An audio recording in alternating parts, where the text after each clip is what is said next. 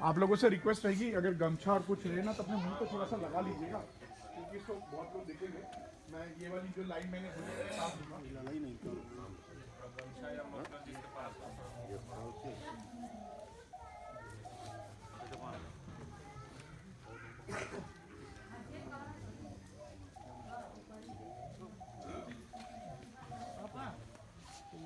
और चाहिए था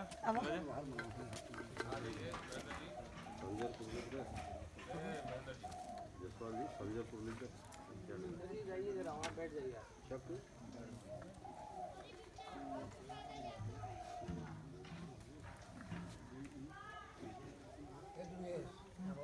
आप लोग भी जितने लोग खड़े हैं ना यहाँ कुर्सी पे बैठ जाइए। आप लोग सामने बैठे हैं, कुछ लोग मास्क लगा देंगे।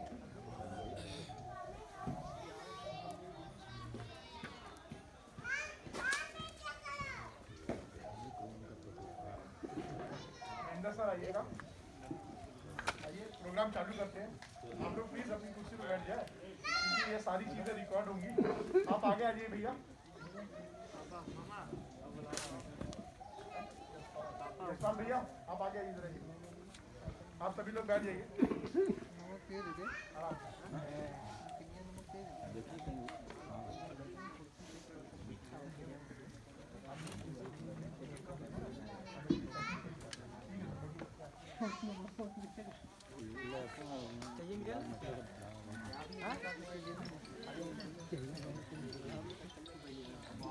ध्यान दीजिए, थोड़ा सा चाय पीते रहिए, थोड़ा से। ये आगे पास करते जाएंगे, भैया लिखेंगे वो लिखते जाएंगे, पास करते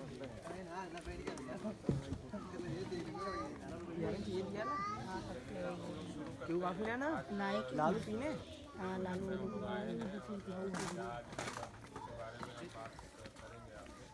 तो पहले तो आप सभी लोगों को मैं सादर नमस्कार करता हूँ। यहाँ चकड़वानी गांव में जितने भी हमारे साथी यहाँ पर बैठे हुए हैं, सहयोगी और जो आसपास के गाँव के जो लोग आए हुए हैं, सबको मैं अपना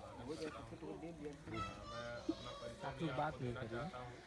देखिए, हम लोग जो है आचार्य नरेंद्र देव कृषि एवं प्रौद्योगिकी विश्वविद्यालय है जो कुमारगंज अयोध्या में, उसका एक केंद्र है यहाँ कोटवा में, आजमगढ़ में आपके कृषि विज्ञान केंद्र जिसका नाम है। तो हम लोग वहाँ पर वैज्ञानिक हैं, कृषि वैज्ञानिक हैं। मेरा नाम प्रताप सिंह है। हमारे बाएं साइड में बैठे हुए हमारे वरिष्ठ वैज्ञानिक हैं डॉक्टर रणधीर नायक साहब जो है। हमारे बगल में जो है श्री महेंद्र सिंह जी हैं। आजकल आप देख रहे होंगे कि प्राकृतिक खेती के बारे में हमारे माननीय प्रधानमंत्री जी, हमारे माननीय मुख्यमंत्री जी जो काफ़ी उसका प्रचार प्रसार जोरों पे चल रहा है, और जो हमने जो अपने कृषि तंत्र को रसायनों से दूषित कर दिया है, उसको फिर से हम किस तरह से प्रकृति से मेल मिलाप उसका करवाएं, और जो चीज़ें पहले से छूट गई थी उन चीज़ों को फिर से हम उसमें समाहित करें, तभी ये विश्व का कल्याण है और जो हमारा पर्यावरण है वो सुरक्षित रहेगा। उनके बगल में हमारे श्री राकेश पांडे जी हैं। वैसे तो पेशे से आप इंजीनियर रहे हैं और काफ़ी कई देशों का आपने भ्रमण किया है और बड़ा अच्छा आपका एक्सपोजर है। जो सूचना प्रौद्योगिकी का क्षेत्र है उसमें भी आपने काफ़ी महारत हासिल किया हुआ है। लेकिन अभी ये सारा कुछ छोड़ के जो एक पैशन होता है कि हमारे किसानों को किस तरह से पर्यावरण से जोड़ा जाए, और जो हमारे स्वास्थ्य से संबंधित, पर्यावरण से संबंधित जो समस्याएं आ रही हैं उसको किस तरह से हम फिर से ठीक करें, और जो हमारे आने वाली पीढ़ी है उसको हम लोग अच्छा एक स्वस्थ पर्यावरण दे सकें और अच्छा व्यवस्था दे सकें, उसमें भी आप हम लोगों के साथ में काम कर रहे हैं। तो मैं आप सभी लोगों का इस आज के कार्यक्रम में अभिवादन करता हूँ, स्वागत करता हूँ। आज हम लोग इसके माध्यम से यहाँ आए हैं, हमारे यशपाल जी, आपका नाम भूल जाते, सुरेंद्र जी जो है, तो ये लोग हमसे जो है कृषि विज्ञान केंद्र में जुड़े और 3-4 महीने लगभग हो गए जुड़े हुए। तो शुरू में तो देखिए काफ़ी, क्योंकि हम लोगों की जो एरिया है पूरी जनपद की है, पूरे 22 ब्लॉक जो 22 विकास खंड हैं उसमें 2 कृषि विज्ञान केंद्र, पहले तो एक ही था जो कोटवा में था कृषि विज्ञान केंद्र, वही देखता था पूरे 22 ब्लॉक को। लेकिन अभी हिरौला ब्लॉक में जो है एक और हमारा कृषि विज्ञान केंद्र खुल गया है। वो अब धीरे धीरे अपना फंक्शन स्टार्ट किया, पिछले साल ही खुला है। तो अब थोड़ी सी एरिया हमारी जो है बढ़ गई है, 11-11 ब्लॉक, लेकिन अभी हम फिर भी आप लोगों के जहाँ हमें प्यार मिलता है, जहाँ हमें सहयोग मिलता है, वहाँ कोशिश करते हैं कि जाएँ और अपने किसान भाइयों को जो संभव मदद हो सके वो हम करें। तो देखिए जैसे ज़्यादातर लोग जानते हैं कि कृषि विभाग से आए हैं, तो इसीलिए मैंने आपको परिचय दिया कि हम लोग कृषि विभाग से नहीं हैं। हम लोग कृषि विश्वविद्यालय से हैं, जो इधर पूर्वांचल के जितने ज़िले हैं आपके, वो हमारे आचार्य नरेंद्र देव कृषि एवं प्रौद्योगिकी विश्वविद्यालय से वो कवर होता है। सारे ज़िलों में लगभग कृषि विज्ञान केंद्र की स्थापना है। जो हमारे बड़े ज़िले हैं उसमें जो है लगभग 2-2 कृषि विज्ञान केंद्र हो गए हैं। तो हमारे और कृषि विभाग या अन्य विभागों में क्या अंतर है, आप ये जान लीजिए। जैसे जो शोध के आधार पर जो तकनीकें निकाली जाती हैं वो आपके पास कैसे पहुँचे, उसके लिए कृषि विज्ञान केंद्र की स्थापना की गई है। जैसे विभाग को क्या है, वो टारगेट ओरिएंटेड काम करते हैं कि उनको, जैसे आप यहाँ 40 घर हैं तो 40 लोगों को उनको काम करना है, तो उन्होंने टारगेट ओरिएंटेड काम कर दिया। लेकिन तकनीकी कोई चीज़ निकली है, कोई शोध निकला है, तो उसको किसानों तक कैसे पहुँचाना है इफेक्टिवली, प्रभावित रूप से, तो वो हम लोग वो काम कृषि विज्ञान केंद्र के वैज्ञानिक गण करते हैं। इसमें एक खास बात और है कि कृषि विज्ञान केंद्र ऐसी खिड़की है जिसको एकल खिड़की कहते हैं। जैसे अगर किसान जो है वो किसान भी है, धान गेहूँ की खेती भी करता है, उसके पास कीड़े बीमारियाँ भी होंगे, कृषि से संबंधित अन्य उद्यम जैसे मुर्गी पालन, मशरूम उत्पादन, मधुमक्खी पालन, बीज उत्पादन, सब्जी उत्पादन, ये सारी चीज़ें किसान करता है। तो उसको कहीं एक ऐसा सेंटर चाहिए होता है कि जहाँ हम जाएँ तो हमारी सारी समस्याओं का निदान हमको मिल जाए। तो कृषि विज्ञान केंद्र आपका इस तरह का एक एकल खिड़की व्यवस्था है, सिंगल विंडो सिस्टम जिसको कहते हैं। यहाँ करीब 6 तरह के वैज्ञानिक वहाँ काम करते हैं। ठीक है, तो वहाँ आप जैसे मछली पालन आप करते हैं तो मछली से संबंधित समस्या, मुर्गी पालन करते हैं तो मुर्गी से संबंधित समस्या, मशरूम अगर उत्पादन आप कर रहे हैं तो उससे संबंधित वैज्ञानिक, तो सारा जो है एक ही जगह इस तरह का किया गया है भारत सरकार के द्वारा। ये व्यवस्था कि हमारे माननीय प्रधानमंत्री जी का भी कृषि विज्ञान केंद्र पे बड़ा फोकस रहता है, क्योंकि कृषि विज्ञान केंद्र ही एक ऐसा संस्थान है जो किसानों से सीधे जुड़ा हुआ है। मान लीजिए मैं वैज्ञानिक हूँ, कोई बड़ा वैज्ञानिक हूँ, मैंने कोई शोध किया, आलू की कोई बड़ी अच्छी वैरायटी निकाली, गेहूँ की कोई अच्छी वैरायटी निकाली, और वो हमारे किसान भाइयों तक उसका ट्रांसमिशन नहीं हुआ, ठीक से पहुँच नहीं बनी, तो फिर हमारे शोध का कोई मतलब नहीं है। क्योंकि हम कुछ भी अगर रिसर्च करते हैं और हमारे किसान भाई उसका लाभ नहीं प्राप्त कर रहे हैं, तो वो शोध केवल हमारे कागज़ों में दब के रह जाता है। तो ये जो हम लोग कृषि विज्ञान केंद्र में काम कर रहे हैं, ये काम सीधे किसान से जुड़ के होता है, और जो भी तकनीकी निकाली गई है उसका परीक्षण करने के बाद वो अगर लगता है कि हमारे ज़िले के किसानों के लिए ये काफ़ी अच्छी तकनीकी है, तो वो तकनीकी हम आपके पास लेके आते हैं। तो इसी कड़ी में आज जो हम लोग आए हुए हैं, आप देख रहे हैं बैनर लगा भी हुआ है, ये कृषि अवशेषों की सूक्ष्म जीव आधारित त्वरित कंपोस्टिंग तकनीक है। अब इसके बारे में थोड़ा सा मैं आपको बताना चाहूँगा कि ये इसकी पृष्ठभूमि क्या है। अभी हमारे डॉक्टर साहब भी बैठे हुए हैं, वो बताएंगे। और आज हम लोग पूरी तरह से जैविक और प्राकृतिक जो खेती है उसी पे हमारी वार्ता जो है कंसंट्रेट रहेगी। तो हम लोग चाहते हैं कि ये आपका गांव जो है निश्चित रूप से हमें आने जाने में, क्योंकि हम लोग का काफ़ी अनुभव हो चुके हैं। अगर थोड़ा सा आपको शायद मेरी उम्र देख के पता नहीं चलता होगा, लेकिन मेरी 17 साल नौकरी हो गई है। ठीक है, और मैं राज्य सरकार में भी प्रतिनियुक्ति पे यही काम किया, एक जिला लेवल की पोस्ट पे, जिला परियोजना समन्वयक की पोस्ट पे। फिर मैं भारत सरकार पे भी संयुक्त निदेशक के पद पे काम किया। तो थोड़ा सा एक वर्सेटाइल अनुभव मेरा रहा है, और कई प्रदेशों में भी जाने का अवसर मिला अपने ऑफिशियल कामों से। तो थोड़ा किसानों की समझ और खेती की समझ थोड़ी हम लोगों की है। तो हम लोग चाहते हैं कि गांव में कोई काम जैसे शुरू हो तो केवल इक्का दुक्का जसपाल या सुरेंद्र जी केवल ना करें उसको, और भी लोग उसको अपनाएं। और हम जो भी बात बताएंगे, मुझे कुछ अपने लिए नहीं करना है। मैं अगर आपको कुछ बता रहा हूँ तो वो आपके लिए ही है, आपकी सुविधा के लिए है। मैं उसमें से एक पाई भी आपसे उम्मीद नहीं करूँगा कि आप मुझे दीजिए, लेकिन बस उसमें चाहिए क्या, उसमें आपकी लागत भी नहीं है। क्योंकि आजकल जो भारत सरकार ने या प्रधानमंत्री जी का जो एक सपना है वो ये है कि हमारे किसान भाइयों की लागत कम हो। तो लागत कम करने के ही तमाम ऐसे विकल्प आ रहे हैं जो हम लेकर आपके बीच में आए हुए हैं। ठीक है, तो ये अब लागत में आजकल आप जान रहे हैं, चूँकि अब 60 के दशक से लेके आज तक हम लोग लगातार जो है रासायनिक खेती करते आए हैं।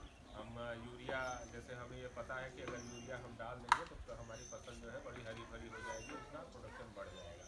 लेकिन अब क्या है, अब आज की जो शोध है उसमें ये हो रहा है कि नहीं, आप संस्तुत मात्रा से अधिक आपने रसायनों का प्रयोग किया कालांतर में, तो अब क्या हुआ, हमारी जो मिट्टी है वो बिल्कुल कड़ी हो गई है। उसमें जो सूक्ष्म जीवाणु थे, जैसे आप लोगों ने देखा होगा, हमारे पुराने दादाजी बैठे हैं, सब तमाम लोग बैठे हुए हैं, तो आप लोगों ने देखा होगा कि बहुत से केंचुए वगैरह हमारे भूमि में पाए जाते थे, मिट्टी में पाए जाते थे, जो किसानों के मित्र कहे जाते थे। अब क्या हुआ कि लगातार रासायनिक दवाओं के, रासायनिक खादों के प्रयोग करते रहने की वजह से ये सारे, केंचुआ तो हमको दिखने वाली चीज़ है, लेकिन बहुत से ऐसे, मतलब आप एक मुट्ठी अगर मिट्टी पकड़िए तो उसमें असंख्य जो है सूक्ष्म जीवाणु होते हैं, जो शायद नंगी आंखों से हम नहीं देख पाते। तो वो ये जो सूक्ष्म जीव ये दिया हुआ है, ये कोई ऐसी चीज़ मत आप समझिएगा कि ये पता नहीं कहाँ से कौन सी बला आ गई। तो सूक्ष्म जीव वही है कि जो हम दूध में जैसे दही का जामुन डाल देते हैं और दही जम जाता है, तो वो क्या है, सूक्ष्म जीवों की ही एक्टिविटी है। दूसरा सूक्ष्म जीव, आप एक मतलब बड़ा, ये तो विभत्स उदाहरण है, लेकिन मैं देना चाहता हूँ कि कोरोना जो हम आज झेल रहे हैं, ये भी एक सूक्ष्म जीव है। हम देख तो नहीं पाते उस वायरस को, लेकिन वो वायरस पूरे विश्व को तंग किया हुआ है।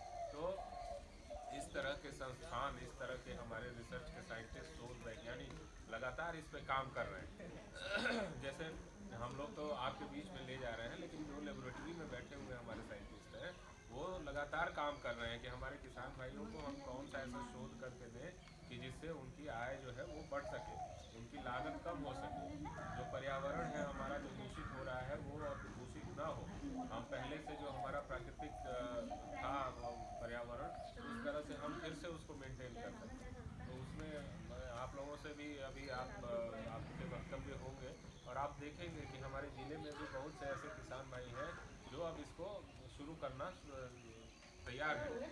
तो हम चाहते हैं इसीलिए कि एक मैसिव कैंपेन हो, और आप लोगों का गांव, मुझे लगता है कि ये बहुत आदर्श गांव है, और इन दोनों लोगों की एक इसमें अग्रणी भूमिका है, और ये मेरे ख्याल से चलेंगे तो हम लोगों का एक आना जाना और परस्पर संबंध जो है बना रहेगा। क्योंकि देखिए, तमाम कई लाख लोग हैं आजमगढ़ में, 40 लाख से ऊपर के लोग हैं, तो हम लोग सबको इंडिविजुअल नहीं टच कर सकते, लेकिन अगर किसी गांव में रिस्पांस अच्छा मिलेगा, जो लोग हमारे साथ चलने को तैयार होंगे, और हम आपके ही लिए चलना चाहते हैं, हम कोई मतलब प्राइवेट कंपनी वाले थोड़ी हैं कि आपसे कहेंगे कि इतना पैकेज हम ले आए हैं, आप दीजिए ये पैसा, कुछ नहीं, एक पैसे की बात नहीं करेंगे, आपको अच्छी बातें बताएंगे, और थोड़ा सा श्रम की केवल आपको ज़रूरत पड़ेगी, थोड़ा सा श्रम अपने बिजी शेड्यूल में, क्योंकि आजकल सब लोग बिजी हैं कहीं ना कहीं, लेकिन उसी बिजी शेड्यूल में, क्योंकि ये हमारी एक धरोहर है, जो हमारे बाप दादाओं ने ये भूमि हमारे लिए छोड़ के गए हैं, तो वो हमारे लिए धरोहर है, और इसको हम सभी को छोड़ के जाना है। और किसके लिए जाना है? हमारी अगली पीढ़ी के लिए जाना है। तो हम अपने अगली पीढ़ी को क्या दे रहे हैं? जैसे पैसे के लिए तो सब सोचते हैं कि हम काफ़ी इकट्ठा कर लें जिससे हमारी अगली पीढ़ी को कुछ करना ना पड़े, लेकिन वो असली धरोहर नहीं है। अगली पीढ़ी को आप श्रम करने दीजिए, उनको कर्मठता उनके अंदर लाइए, उनके अंदर शिक्षा लाइए, उनके अंदर स्वास्थ्य लाइए, और अपने भूमि को, अपनी मिट्टी को आप जीवंत बनाए रहिए। अभी क्या हुआ है, भूमि आपकी जीवंत नहीं रह गई है, उसमें बहुत सी जो सूक्ष्म जीव हैं हमारे, जो हमारे पौधों के लिए प्रतिरोधी क्षमता डेवलप करते थे, उसमें तरह तरह से ऐसे काम करते थे, बहुत से ऐसे थे जो अच्छा पोषण देते थे। तो इस तरह के तमाम उसमें सूक्ष्म जीव पाए जाते हैं जिनका आभास हमको नहीं था, लेकिन आज वैज्ञानिक शोधों के आधार पर हमें इसका आभास हो गया है कि हमारी मिट्टी में हमारे कुछ ऐसे दुष्कृत्यों से हम आज यहाँ पहुँच गए हैं कि अब हमारी मिट्टी बिल्कुल ख़त्म हो गई है। उसमें हम लगातार रासायनिक खादों का प्रयोग कर रहे हैं, अब डीएपी मिलती नहीं जो है, अब हम घूम रहे हैं, और वो उसकी मात्रा ज़्यादा डालने पर भी वो हमारी उत्पादकता नहीं बढ़ रही है। तो अब उसमें ये शोध के बाद ये निष्कर्ष निकाला गया है कि आप इसकी जीवंतता को बनाइए, इसमें जो जीवांश कार्बन है उसकी मात्रा बढ़ाइए, जो एक स्तर होना चाहिए उससे हम बहुत कम पे चल रहे हैं। तो ये सारी चीज़ों को हमको उसमें समाहित करना पड़ेगा, तभी वो, क्योंकि अपने शरीर की ही देख लीजिए, कोई भी डॉक्टर है, ठीक है, आपको कोई क्रोनिक बीमारी हुई तो वो आपको एलोपैथ दे देगा कि हाँ ये दवा खाइए, लेकिन उसके तमाम साइड इफ़ेक्ट्स भी हैं। तो आप अगर आयुर्वेद में जाएंगे, कुछ प्राकृतिक चिकित्सा में जाएंगे, तो वो आपको अंदर से ठीक करता है, आपको प्रतिरोधी क्षमता का विकास करता है आपके शरीर में। तो तो उसी तरह से खेती में भी है। अगर आपको खेती की, चूँकि मिट्टी क्या है, खेती की नींव है, अगर आप नींव को मजबूत कर देंगे तो आपको जो बाद में जो प्रॉब्लम्स आती हैं वो प्रॉब्लम्स नहीं आएंगी। तो नींव को मजबूत करने के लिए आपको उसमें कंपोस्ट खाद का प्रयोग करना पड़ेगा। अब आज पहले तो ये होता था कि हमारे पास पशु ज़्यादा थे, संयुक्त परिवार था, काफ़ी लोग होते थे, सब लोग देख लेते थे। लेकिन आज क्या है, हमारा परिवार छोटा हो गया है, कुछ लोग बाहर कमाते हैं, तो अब पशुपालन सब लोग नहीं रख कर पाते जो है। तो ये कुछ ऐसे चेंजेस हुए हैं हमारे समाज में कि जो हम चाह के भी उसका बदलाव नहीं कर पा रहे हैं। लेकिन अगर कंपोस्ट हमको डालना है तो हमको पशुपालन थोड़ा तो करना पड़ेगा, ठीक है। अब जैसे गाय की बात है तो गाय के बारे में आप सब लोग जानते हैं, वो हमारे महेंद्र सिंह जी बैठे हुए हैं, वो आपको विस्तार से उसको बताएंगे कि उसका कितना पहले से उसका जो है योगदान रहा है ना। तो वो भी आपको पशुपालन में थोड़ा रखना पड़ेगा। और क्योंकि गोबर हमारा और तो कोई कारखाना है नहीं हमारे पास कि जहाँ से गोबर हमको मिल जाए। तो गोबर में बहुत से ऐसे सूक्ष्म जीवाणु हैं, जो गोमूत्र है उसमें बहुत से ऐसे सूक्ष्म जीवाणु हैं, तो कहीं ना कहीं से करके आपको वो उसमें डालना पड़ेगा। अच्छा, हमारे जो वेस्ट है, चलिए ये तो बात अभी बताएंगे हमारे जो सिंह साहब। और जैसे जो वेस्ट है, जैसे यहाँ पुआल पड़ा हुआ है, कहीं मान लीजिए पशु हैं तो उनके खाने के बाद जो उनका जो क्या कहते हैं, लेना कहते हैं या झोली कहते हैं, जो बच जाता है, जो हम उसको फेंक देते हैं, तो वो ये सारी चीज़ें क्या है, हम उसका कोई उपयोग नहीं कर पाते। तो उसके लिए ये है कि आप इन सारी चीज़ों को, जो भी हमारे जैविक कचरे हैं, जैविक कचरों का ये मतलब है कि जैसे ये जब जो भी सड़ने गड़ने वाले पदार्थ हैं उनको आप एक जगह इकट्ठा करिए। जैसे नीम का पेड़ है, आप जानते हैं कि कितना इसका औषधीय गुण है, और मैं इससे खुश हूँ कि यहाँ मेरे सामने ही 3-4 नीम के पेड़ दिख रहे हैं। तो ये बड़ी अच्छी बात है, क्योंकि गांव में धीरे धीरे जो लोगों को लगा कि हमारे लिए कोई इसका औचित्य नहीं है, तो वो धीरे धीरे सब कट कर दिए। लेकिन अब जो हमारी प्राकृतिक खेती पद्धति है उसमें इन सारे वृक्षों का, इन सारे पौधों का बड़ा ज़्यादा महत्व है। तो अब हमको इन सब चीज़ों को साइंटिफिकली देखना है। पहले क्या था, हमारे पूर्वजों ने इनको जो है कुछ ऐसा महत्व बताते हुए, जैसे हमारे धार्मिक चीज़ों में, कुछ और चीज़ों में ये इस तरह से चीज़ें की हुई थी। लेकिन आजकल जब हम एक वैज्ञानिक परख करने के बाद हम इस निष्कर्ष पे निकल गए हैं कि अब ये चीज़ें हम इस काम के लिए यूज़ कर सकते हैं, और इसका ये साइंटिफिकली ये फिजियोलॉजी है। तो ये अब जानने के बाद भी हमको इन सब जो हमारे पेड़ हैं, जो हमारे जीव हैं, इन सारी चीज़ों को हमको संरक्षित भी करना पड़ेगा। आपको भले ये लगता है कि अरे नीम का हमारे लिए क्या उपयोग है, हमारे लिए उस पेड़ का क्या उपयोग है, लेकिन आप सारे जितने हमारे पौधे थे उनका हमारे लिए कोई ना कोई उपयोग ज़रूर है, और इसको हम करके और अपना काम अच्छी तरीके से कर सकते हैं। क्योंकि बहुत से आपके वनस्पतियाँ हैं जो लगता है कि हमारे लिए ये खरपतवार है, लेकिन अगर उसको हम प्लांट प्रोटेक्शन में या फसल सुरक्षा में यूज़ करें तो बहुत से ऐसे कुछ खरपतवारों के रस हैं कि जिनका आप छिड़काव करेंगे तो आपके कीड़े बीमारियां लगेंगे ही नहीं पौधे में। तो इस तरह की रिसर्चेज अब हो रही हैं और इसको हमको जानने की आवश्यकता है। तो चलिए अब हम आगे बढ़ते हैं। आज का जो ये हमारा ये मतलब प्रयोजन है, वो विशेषकर जो है हम जो हमारे इस तरह के जैविक कचरे हैं तो उनको हम किस तरह से सड़ा गला कर बहुत कम समय में अच्छी कंपोस्ट खाद बना सकते हैं, ठीक है। तो इसीलिए मैंने इनके यहाँ यशपाल जी के यहाँ और सुरेंद्र जी के यहाँ जो है एक पिट लगवाया था कि जिससे ये लोग पिट में ही उस चीज़ को करके और उसमें अच्छी खाद, और आप विश्वास नहीं मानेंगे कि 55-60 दिन के अंतराल पे आपको ये खाद जो है तैयार होने लगी है। और इस तरह से कई चक्र आप इसको बना के और एक बढ़िया जो है खाद बना सकते हैं और अपने खेत में डाल सकते हैं। उससे आप सब्जी उत्पादन कर सकते हैं। और आपको विश्वास नहीं होगा, मैंने आजमगढ़ में बहुत से गाँव में करवाया है, हरैया ब्लॉक से लेकर इधर पवई तक और इधर आपका उधर जहानागंज तक, ये तमाम ब्लॉकों में हमारे किसान भाई कर रहे हैं और बहुत अच्छा इसका रिस्पांस मिल रहा है। इसमें करना कुछ नहीं है, लागत भी कुछ नहीं है, बस थोड़ी सी श्रम की आवश्यकता है। आपको 10-10 दिन पे इसकी पलटाई एक बार करनी पड़ेगी, और आपको 60 दिन में जो गोबर की खाद आपको नहीं दे पाएगी, क्योंकि गोबर की खाद जिस तरह से सड़ाना चाहिए हमको, उस तरह से हम सड़ा नहीं पाते हैं। हम उसको कहीं भी किसी रोड के किनारे जो है उसको फेंक देते हैं, और वो ऐसे धूप में या बारिश में वो पड़ा रहता है और उसके सारे पोषक तत्व धीरे धीरे निकल जाते हैं। लेकिन ये जो खाद है, इसको हम चूँकि एक स्ट्रक्चर में संरचना दे के इसको हम बना रहे हैं, और इसको अच्छी तरीके से बनाने के बाद आप देखिए इस तरह का जो है इसका आपको ये देखिए यही खाद है और इस तरह से पैकेट में इसको छानने के बाद लगाया गया। आपके मोहम्मदपुर ब्लॉक के ही एक किसान हैं हमारे अंबरपुर के, ये अशोक कुमार जी, ठीक है। देखिए कितना बढ़िया पैकेजिंग इस खाद की उन्होंने की हुई है और यही जो हमने आज आपको बताया है और अभी बता रहे हैं, तो इसी खाद को ये बना के और इसको उद्यमिता में मतलब अब इसकी बिक्री करके, अभी हमारी माननीय राज्यपाल महोदय आई थी हमारे कॉलेज में, तो उन्होंने भी बड़ा अप्रिशिएट किया कि इस तरह का अगर काम आजमगढ़ के किसान, इसमें बताइए क्या है, बस थोड़ा सा इसमें अपना एक स्किल उन्होंने लगाया है, अपना एक दिमाग लगाया है और देखिए इस तरह की खाद आपकी तैयार हो गई। अब ये छानने के बाद कितनी बढ़िया आपको चाय की पत्ती की तरह ये खाद लग रही है। तो इस तरह से हम इसको कहीं भी स्टॉल में रख के या नर्सरी वालों को दे के, या आजकल देखिए लोगों के पास गमले लगाने के शौक़ हैं शहरों में, छोटी छोटी ज़मीनों में, तो गमले में या आप सब्ज़ी की खेती अगर कर रहे हैं और थोड़ा थोड़ा अगर आपके पास किचन गार्डन है तो उस किचन गार्डन में इसको मिला के और आप अपनी सब्ज़ी की खेती बढ़िया से कर सकते हैं। और ये आपके भूमि में जाने से ये खाद जो है उसमें कंपोस्ट की मात्रा जो है बढ़ेगी और जीवांश कार्बन बढ़ेगा, जो कीड़े बीमारियाँ बाद में लगते हैं वो नहीं लगेंगे। तो ये खाद बनाने के लिए जो अवेयरनेस जागरूकता हमारे किसान भाइयों को करी जा रही है। और जो इसका तकनीकी स्रोत है आपको बताऊं कि एक यहीं आपके मऊ में, जो मऊ आपका बगल का ज़िला है, एक मतलब एशिया लेवल का, मतलब जो महाद्वीप है हमारा, एशिया लेवल का एक संस्थान है वहाँ, राष्ट्रीय कृषि उपयोगी सूक्ष्म जीव ब्यूरो उसका नाम। तो अब देखिए उसके नाम में ही सूक्ष्म जीव ब्यूरो लिखा हुआ है। तो वहाँ के साइंटिस्ट क्या करते हैं, अगर कभी आप लोगों को मौका मिला उधर जाएं आप लोग, तो ज़रूर वहाँ विज़िट करें। वो बहुत बड़ा कैंपस है और लगता ही नहीं है कि आजमगढ़ मऊ में इस तरह इतना बड़ा जो है वो कैंपस है, लेकिन उनकी रिसर्चेस बहुत हाई फाई हैं।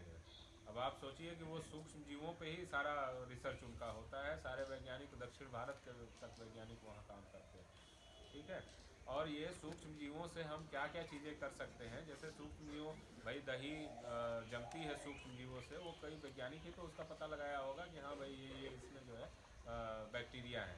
तो उसी तरह से सूक्ष्म जीवों का कृषि में क्या उपयोग है, इसके बारे में वहाँ के वैज्ञानिक लगातार कार्य कर रहे हैं और नई नई खोजों को जो है वो बाहर बताते हैं। और उसके बाद हम जो किसानों से जुड़े हुए हम लोग साइंटिस्ट हैं, तो वो हम आप लोगों के बीच में ले जाने का काम करते हैं। क्योंकि इस तरह से तो कोई भाई अनाउंसमेंट तो होगी नहीं कि हाँ बोल दिया और सारे किसान उसको एक्सेप्ट कर लेंगे। तो ऐसे ही होता है, शुरू में एक दो लोग उसको अपनाते हैं, फिर धीरे धीरे लोग, तो इसी तरह से तकनीकी का जो एडॉप्शन होता है या उसको अपनाने की बात होती है, वो पहले शुरू में एक दो लोग उसको करते हैं, फिर धीरे धीरे उनके देखा देखी फिर बहुत से लोग करने लगते हैं। जैसे मशरूम उत्पादन आपके यहाँ हो रहा है, अभी मैंने देखा उधर जो है, तो ये जब एक आदमी करेगा तो बहुत से लोग देखते रहते हैं उसको कि हाँ देखें करत हमें बच्चों देखा थे कितना इनके फ़ायदा होला। फिर उसके बाद अगर कुछ बेचारे का गड़बड़ हो गया तो कई लोग हट जाएंगे, यार छोड़ो नहीं, और अच्छा हो गया तो फिर दूसरे साल जो है कई लोग फिर धीरे धीरे आ जाते हैं। यही तो होता है कोई तकनीकी, भाई यूरिया आज हम लोग देखिए इतना वो हो गया, पहले लोग बताते थे, जैसे आप लोग हैं वरिष्ठ लोग, पहले लोग ले आके खेतों में डाल देते थे कि आप इसको प्रयोग करिए, और आज ये स्थिति ये है कि लोगों को जल्दी मिलता नहीं है। तो ये मतलब एक तकनीकी एडॉप्शन की बात होती है। शुरू में कोई चीज़ जल्दी आदमी नहीं अपनाता है, लेकिन अब जब उसका फ़ायदा नुकसान देखता है, जब लगता है कि हाँ इसको हमको करना चाहिए, तो फिर उसके लिए वो स्वतः तैयार हो जाता है। तो ये सारी चीज़ें हैं और इसमें आपको करना कुछ नहीं होता है। हमारे पास देखिए ये आपका एक बायो इनोकुलेंट किट है, इसको तेजस के नाम से आता है। तो ये जो इसमें सूक्ष्म जीव ही हैं, सारे बैक्टीरिया हैं, कुछ फफूंदी हैं, ये अभी पाउडर फॉर्म में है। और इसको जब हम माध्यम दे देते हैं, मतलब ये अगर जीव है, सूक्ष्म जीव है, तो इसको भी खाने के लिए सामग्री की ज़रूरत होती है। और इसकी सामग्री क्या है, वही जो आपका अपशिष्ट पदार्थ बचा हुआ है, जैसे पुआल है, भूसा है, पशुओं की बिछावन है, या ये जो पेड़ की पत्तियां गिर जाती हैं, इसको जनरली हम क्या करते हैं, इसको झाड़ देते हैं और उसको माचिस की तिल्ली लगा के उसको जला देते हैं। लेकिन अगर उसको हम एक गुणवत्ता युक्त कंपोस्ट खाद बना लें, और जो हमारे भूमि में जाने के बाद जो है और उसका अच्छा उसमें सूक्ष्म जीवों की संख्या बढ़ा दें और उसकी जीवांश कार्बन की मात्रा बढ़ा दें, जिससे हमारे जो हम उसमें बीज डालें, तो बीज जब पौधे का रूप ले तो उसमें कोई बीमारी कीड़ा ना लगे। तो इस तरह की रिसर्चेज जो है, इस तरह के शोध आपके बीच में है। अब ये डिपेंड करता है कि आप इसको किस तरह से अपनाना चाहते हैं। भाई हमारे जैसे धान की फसल में कटवा लिया आपने, जो पुआल बच जाता है उसको धीरे से उसको लगा दिया, आग लगा दिया। अब ये सोचिए एनजीटी जो राष्ट्रीय हरित अभिकरण है, एक बोर्ड की तरह ये संस्था है, उसने इस पे तमाम जो है वो लगा दिया कि भाई अगर आपने जलाया तो ये आपको जुर्माना देना पड़ेगा या आपको जेल होगी। ठीक है। अब ये क्योंकि क्या हो रहा है कि पर्यावरण हमारा दूषित हो जा रहा है। वो जो दिल्ली के आसपास के लोग हैं, जैसे पश्चिमी उत्तर प्रदेश के, पंजाब हरियाणा के जो किसान हैं, वो लगा देते हैं तो वो पूरा धुंध हो जाता है। अब हम यहाँ निकले हैं, अब ये पूरा धुंध हो जाएगा तो हम कुछ काम ही नहीं कर पाएंगे। तो इससे क्या है, जो एयर क्वालिटी इंडेक्स है आपके मोबाइल में, अगर आप लोग देखते होंगे तो AQI रोज आता है। ये आजमगढ़ का भी देखिए तो हमेशा 100 से ऊपर रहता है। तो वो अब क्या है कि अब ये सारी चीज़ें जो कम्युनिटिव इफेक्ट है हमारे पर्यावरण पे, वो बिल्कुल अब हमको उसका संज्ञान लेने की ज़रूरत है। तो जो भी ऐसे विकल्प हैं, क्योंकि हम अकेले इसको थोड़ी कर पाएंगे, सब आप लोगों के सहयोग से ही कर पाएंगे। अब पर्यावरण की चीज़ कोई अकेले हमको सांस थोड़ी लेना है, तो सब लोग थोड़ा थोड़ा उसमें कंट्रीब्यूट करेंगे, अपना योगदान करेंगे, तभी हम एक स्वस्थ भारत की परिकल्पना कर सकते हैं। ठीक है। तो मित्रों, आज का दिन जो है हम लोगों के लिए बड़ा शुभ है। आज भाई अच्छा तो बहुत मौसम नहीं कहा जा सकता, लेकिन कुछ लोग ऐसे काम कि उसके लिए बिल्कुल हमें सोचना नहीं है, और ये काम हम अपने घर में रह के कर सकते हैं, और इसके लिए बहुत समय की भी आवश्यकता नहीं है। जैसे आपको करना क्या है, ये आपको जो है सारा ये भूसा, पुआल, पत्ती और जो भी जैसे आपके किचन वेस्ट जो होते हैं, घरेलू सब्जियों के छिलके वगैरह, ये सब आपको एक जगह इकट्ठा करके रखना है। ठीक है। और उसके बाद उसमें कंकड़ पत्थर, प्लास्टिक वगैरह ये सब कुछ नहीं होना चाहिए। और उसके बाद ये डिकम्पोज़र आपको लेना है। ठीक है। और इसके साथ साथ जो है आपको एक गुड़, थोड़ी गुड़ की आवश्यकता होती है। गुड़ वो 60 रुपया किलो वाला नहीं, जो अभी पांडे जी बता रहे थे। कोई भी गुड़ का मतलब ये है कि थोड़ा मीठा पदार्थ उसमें होता है, क्योंकि भैया बैक्टीरिया या फफूंद जो होती है, इसको थोड़ा मीठा मिल जाता है तो ये अपनी संख्या तेज़ी से बढ़ाने लगते हैं। अभी क्या है, ये निष्क्रिय अवस्था में है, लेकिन जब आप इसको उसमें मिला देंगे अपने पुआल भूसे में, तो जैसे ही थोड़ा नमी पाएगा ये, तो फिर अपनी संख्या तेज़ी से बढ़ाने लगेगा। और इसमें अगर आप गुड़ डाल देंगे तो और तेज़ी से बढ़ाने लगेगा। तो इसमें ये गुण पाया जाता है जो सूक्ष्म जीव में, कि अगर आप इसको सही इन्वायरमेंट दिए, सही व्यवस्था दिए, तो ये अपनी संख्या तेज़ी से बढ़ाते हैं। और जितनी संख्या तेज़ी से बढ़ेगी उतना ही उसको खा के धीरे धीरे उसको सड़ाने का काम करेंगे ये। ठीक है। तो आपको गुड़ मिला देना है और ये डिकम्पोज़र मिला देना है। इसको मिला के और आपको इसको फिर खूब अच्छी तरह से उसमें मिला के और उसको आपको फिर भराई कर देना है। ठीक है। अब भराई करने के बाद आपको 10-10 दिन पे इसको पलटाई करनी है। तो आप अगर 4-5 पलटाई अगर कर देंगे तो उसका आप देखेंगे कि 50-55 दिन पे ये पूरा गल के जो है एकदम खाद की शक्ल में हो जाएगा। ठीक है। उसके बाद आप इसको छान लीजिए। कोई जैसे वो बालू छानने वाला छन्ना होता है, उसमें डाल के छान लीजिए। जो आपके जितने महीन महीन जो अच्छी से डिकम्पोज हो गए होंगे, वो आपकी खाद जो है नीचे गिर जाएगी। उसके बाद जैसे ये पैकेजिंग हुई है, इस तरह से आप पैकेट्स भी बना सकते हैं और अपने खेतों में यूज़ कर सकते हैं। उससे पहले जो है ये ट्राइकोडर्मा है। ट्राइकोडर्मा को आप लोगों ने यूज़ किया है किसी ने यहाँ पर? ये एक जैव उत्पाद है, इसमें कोई केमिकल नहीं है। ये इसको हम जैव फफूंदीनाशी कहते हैं। तो इसको कहीं किया है आपने? कृषि विभाग से कोई लाभ लिया है आपने? किसी ने? चलो मिला तो वहाँ से कुछ और छोड़ दीजिए, आप तो गए थे ना। बीज शोधन में भी काम आता है, बीज शोधने के लिए। कृषि विभाग से तो आपने बीज लिया होगा, ब्लॉक से। कहाँ से? अच्छा, तो कृषि विभाग में किसी की पहुंच नहीं है, बताइए। इतना बड़ा विभाग, और जो है न्याय पंचायत स्तर पे उनके तमाम क्या वो कहते हैं कर्मचारी हैं न्याय पंचायत लेवल पे। और ब्लॉक में आपका वो रहता है, वो ADO AG रहते हैं वहाँ, वो भी है, मतलब वहाँ भी खाद ये सब मिलता है। और आप लोग बताइए, ब्लॉक तक आप लोग की पहुँच नहीं है। तो ये थोड़ा सा अवेयरनेस की कमी है। और मैं भाई यशपाल जी को, सूरज जी को इसके लिए धन्यवाद करता हूँ कि आपके गांव में भाई लोग आ रहे हैं। कम से कम अवेयरनेस तो होगी आप लोगों की। जोरदार ताली बजा दी यशपाल जी के लिए। तो ये बड़ी अच्छी बात है, क्योंकि अभी चिराग तले अंधेरा बहुत दिखेगा आपको, क्योंकि मैंने बताया इतना बड़ा जनपद है। हालांकि हमारी तो देखिए थोड़ी बाध्यता है, क्योंकि 6 लोगों के वैज्ञानिक में हम लोग 3 लोग ही हैं।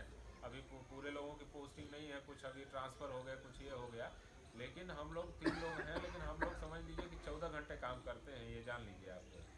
तो बहुत से काम होते हैं। तो अब ये हुआ कि आज चला जाएगा, आज मौसम ख़राब भी होगा तब भी आपके यहाँ आना है, तो हम लोग इस उद्देश्य से चले हैं। तो आप ये जो ट्राइकोडर्मा है, देखिए जैव फफूंदनाशी है। ये क्या है, जैसे उकठा लगता है आपका, बहुत से ऐसे होते हैं कि बीज जैसे जमा और उसके बाद वो डाउन हो गया, पदगलन, है ना, इस तरह का तमाम ऐसी बीमारियां होती हैं जो आपके बीज से या मिट्टी से आती हैं। जो है बहुत से ऐसे फफूंद होते हैं जो बीमारी वाले, जो उनके अंश जो है आपके ज़मीन में रह जाते हैं। जैसे उकठा आपने बोया है, जैसे हमारे पुराने लोग कहते थे कि उकठा लग गया तो आप उस खेत में फिर वो फसल मत बोइए, बदल दीजिए उसको।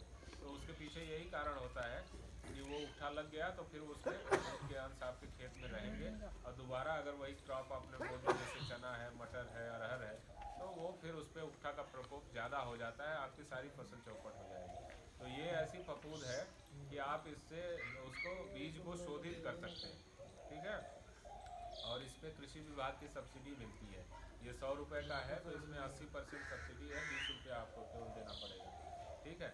तो पहले तो ये कृषि विभाग में ही था, लेकिन आजकल प्राइवेट कंपनीज भी कई तरह की ये बना रही है इसको। तो आप लोगों को मतलब मिलने में कोई दिक्कत नहीं है। अगर आपने शुरू में ये जैसे बच्चों को टीका लगता है ना विभिन्न बीमारियों के प्रति, तो ये एक तरह से टीका है अपने फसलों के लिए। जो बीज होते हैं, आप कोई भी बीज हो, गेहूं का हो, धान का हो, अरहर का हो, कोई भी बीज हो, आप उसको शोधित जरूर कर लीजिए। शोधित करने में आपका 10-20 रुपये लगेगा जो है, और उसके लिए आप शोधित कर लेंगे तो आपकी जो बाद में बीमारियां आती हैं, जो लगातार फिर आप जाएंगे दुकान वाले के पास तो वो कह देगा कि ये भी ले लीजिए, टॉनिक भी ले लीजिए, ये फलाने ले लीजिए, आपका 1000 रुपये का बिल बना देगा। तो लेकिन ये आपका 20 रुपया आपने नहीं किया तो समझ लीजिए कि वो 1000 रुपये का आपको दे देगा। तो उसकी ज़रूरत नहीं है। बस बहुत सी ऐसी चीज़ें हैं कि जो थोड़ी सी जागरूकता से, थोड़ी सी सेंसिटिवनेस अगर आपके अंदर आ जाएगी तो आप अपनी खेती को बढ़िया कर लेंगे। यहाँ इलाके में नाम हो जाएगा कि चक डड़वानी के हमारे लोग जो है बहुत अच्छा काम कर रहे हैं। तो इसके लिए आगे आना पड़ेगा। जैसे हम आए हैं तो आपको भी आना पड़ेगा, ठीक है। ये केवल एक तरफ से ताली नहीं बजेगी, है ना। और कोई हमारी जैसे मजबूरी भी नहीं है। तो आप अगर इंटरेस्ट शो करेंगे तो मैं आपको, ये मेरा मतलब थोड़ा काम करने का एक तरीका है, क्योंकि मैं भी इसी क्षेत्र का रहने वाला हूँ। तो मुझे लगता है कि मुझे अपने जितने हमारे संसाधन हैं, तो मुझे उसका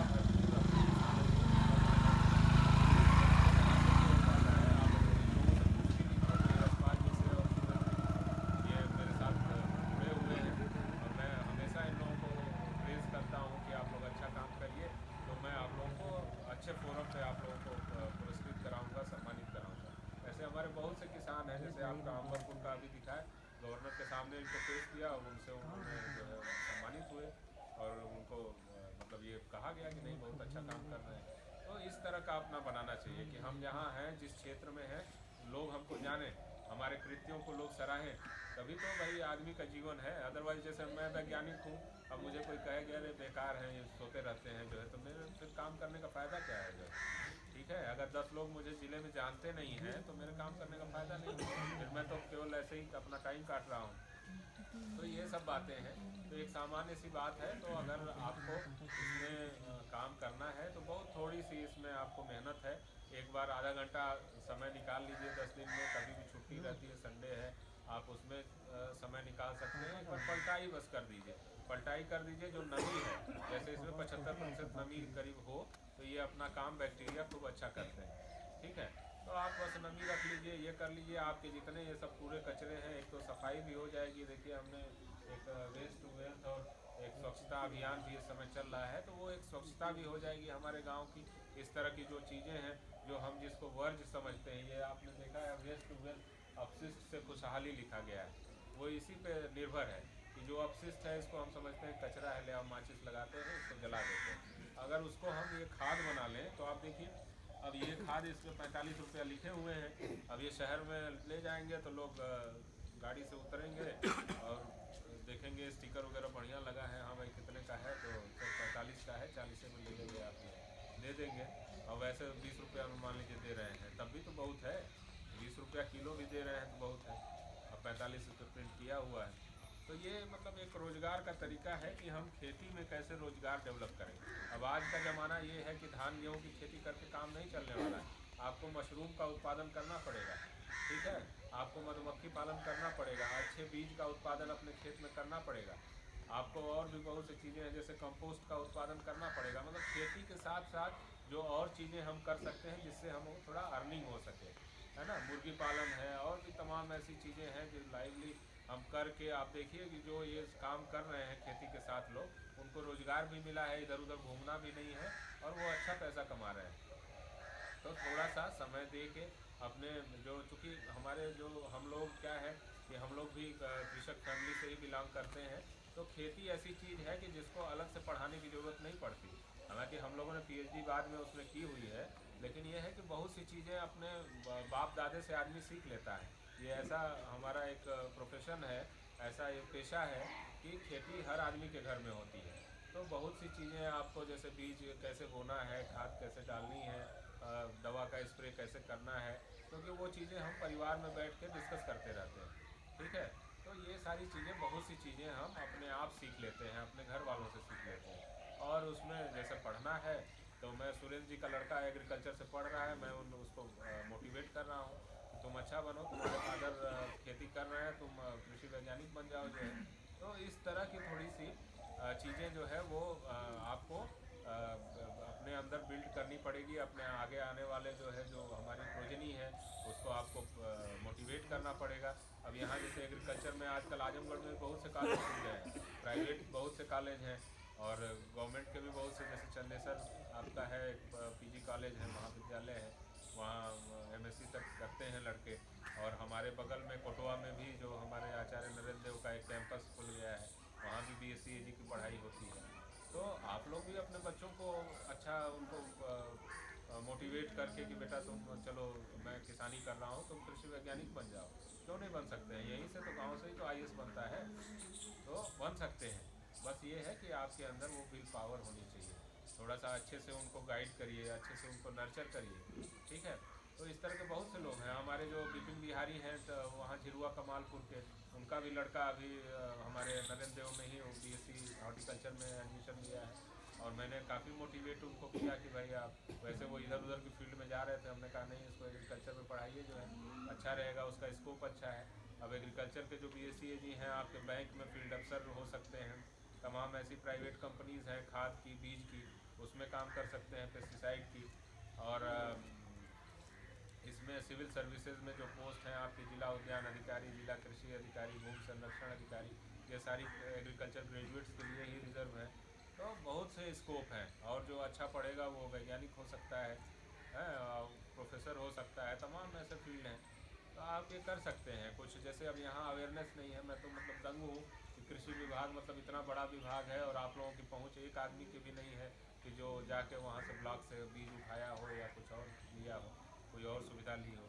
आप लोग कभी आइए, बहुत से विभाग हैं, आपका कृषि विभाग है, उद्यान विभाग है, पशुपालन विभाग है ना, मछली विभाग है, गन्ना विभाग है, तमाम विभाग है और उनसे सरकार की योजनाएं आती हैं। जब आपका विभाग से ही कांटेक्ट नहीं है तो आप क्या जानेंगे कि वहाँ क्या योजनाएं चल रही हैं? तो इसमें गलती किसकी कही जाए? उसकी तो नहीं कह सकते उस अधिकारी की कि वही वो नहीं आया आपके पास, आपको भी तो जाना पड़ेगा। भाई ये कहते हैं सब लोग कहते हैं कि भाई ठीक है वो भी आए, आप भी आइए, आपको पता नहीं है कि वहाँ क्या होता है, तो ये किसकी गलती है? भाई अवेयरनेस तो है, आप किसान चैनल चलते हैं, किसान कॉल सेंटर है, तमाम गवर्नमेंट ने सारी व्यवस्थाएं की है, लेकिन आपको अब इसी में जो तेज़ है वो अपना फ़ायदा उठा ले रहा है। जो है ऐसा थोड़ी है कि यहाँ ज़िले में आप जाइए, देखिए ज़िले में तमाम ऐसे किसान हैं जो अपना पहुँचते रहते हैं जो है। तो कोई बात नहीं है, अब से ही सही, मान लीजिए जसपाल जी के थ्रू ही हम लोग आए, लेकिन आप लोग इसको आगे बढ़िए। जो हमारे नए लड़के हैं, बहुत से ऐसे उद्यम हैं खेती में, जैसे जो लोग बड़े मतलब आपके जैसे जैसे जो टेक्नोलॉजी फील्ड के लोग हैं, वो लोग भी अब कृषि में आ रहे हैं, क्योंकि कृषि ऐसा अनटैप्ड पोटेंशियल जिसको हम अभी एक्सपोज नहीं कर पाए हैं, खेती में इस तरह का पोटेंशियल है।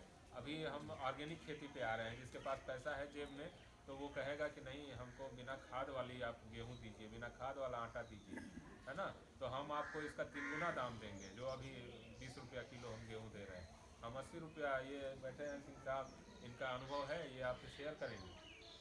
तो इस तरह के आजकल तमाम मल्टीग्रेन आटे आ रहे हैं, तमाम ऐसे प्रोडक्ट्स आ रहे हैं आपके मार्केट में कि वो आपके पास पैसा है तो आप ऑर्गेनिक के नाम पे, आप नेचुरल के नाम पे आप पैसा दीजिए। ठीक है, मेरे पास एक राकेश दुबे जी हैं, वहाँ अयोध्या के, वो किसान हैं, शायद आपसे मिले भी होंगे, उस दिन अभी डायरेक्टर साहब कह रहे थे, तो बड़ा अच्छा काम कर रहे हैं वो। गाय पाले हुए हैं गिर नस्ल की, साहिवाल नस्ल की, और एक दिन उन्होंने मुझसे 1 घंटा बात किया रात में, और मुझे उनको छोड़ने का मन नहीं कर रहा था, वो इतना इंटरेस्टिंग बात वो बता रहे थे। कहते थे कि साहब मैं चीनी का बिल्कुल प्रयोग नहीं कराता अपने घर में, जो है गुड़ ऑर्गेनिक में बनाता हूँ, गन्ना बोता हूँ, गुड़ बनाता हूँ और उसी का सारा प्रयोग करता हूँ। और वो स्मॉल मिलेट्स जो आजकल हम कोदो, रागी, मडुआ ये छोड़ चुके हैं, वो फिर से अब आ रहा है हमारे और लोग उसको वो मल्टी पाए जाते थे, कुछ ऐसे मिनरल्स पाए जाते थे जो हमारे धान के ऊपर नहीं है।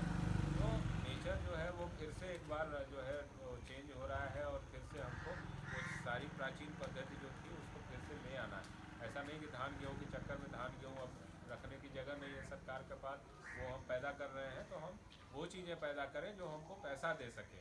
अगर आप अभी सांवा कर लीजिए, मड़ुआ कर लीजिए, कोदो पैदा कर लीजिए, देखिए अभी आपके पास लाइन लग जाएगी। वो मुझसे कह रहे थे कि मैं 2,500 रुपये किलो घी जो है मैं देता हूँ सर, जो है, और देसी विधि से घी निकालता हूँ। एक तो देसी गाय उनकी हो गई, और देसी विधि से घी निकालता हूँ, और मेरे पास मतलब लोगों की वेटिंग लगी रहती है कि मुझे दे दीजिए, मैं पूरा कर नहीं कर पा रहा हूँ टारगेट को। तो इस तरह के अनुभव हैं, आप लोग थोड़ा पढ़ा कीजिए।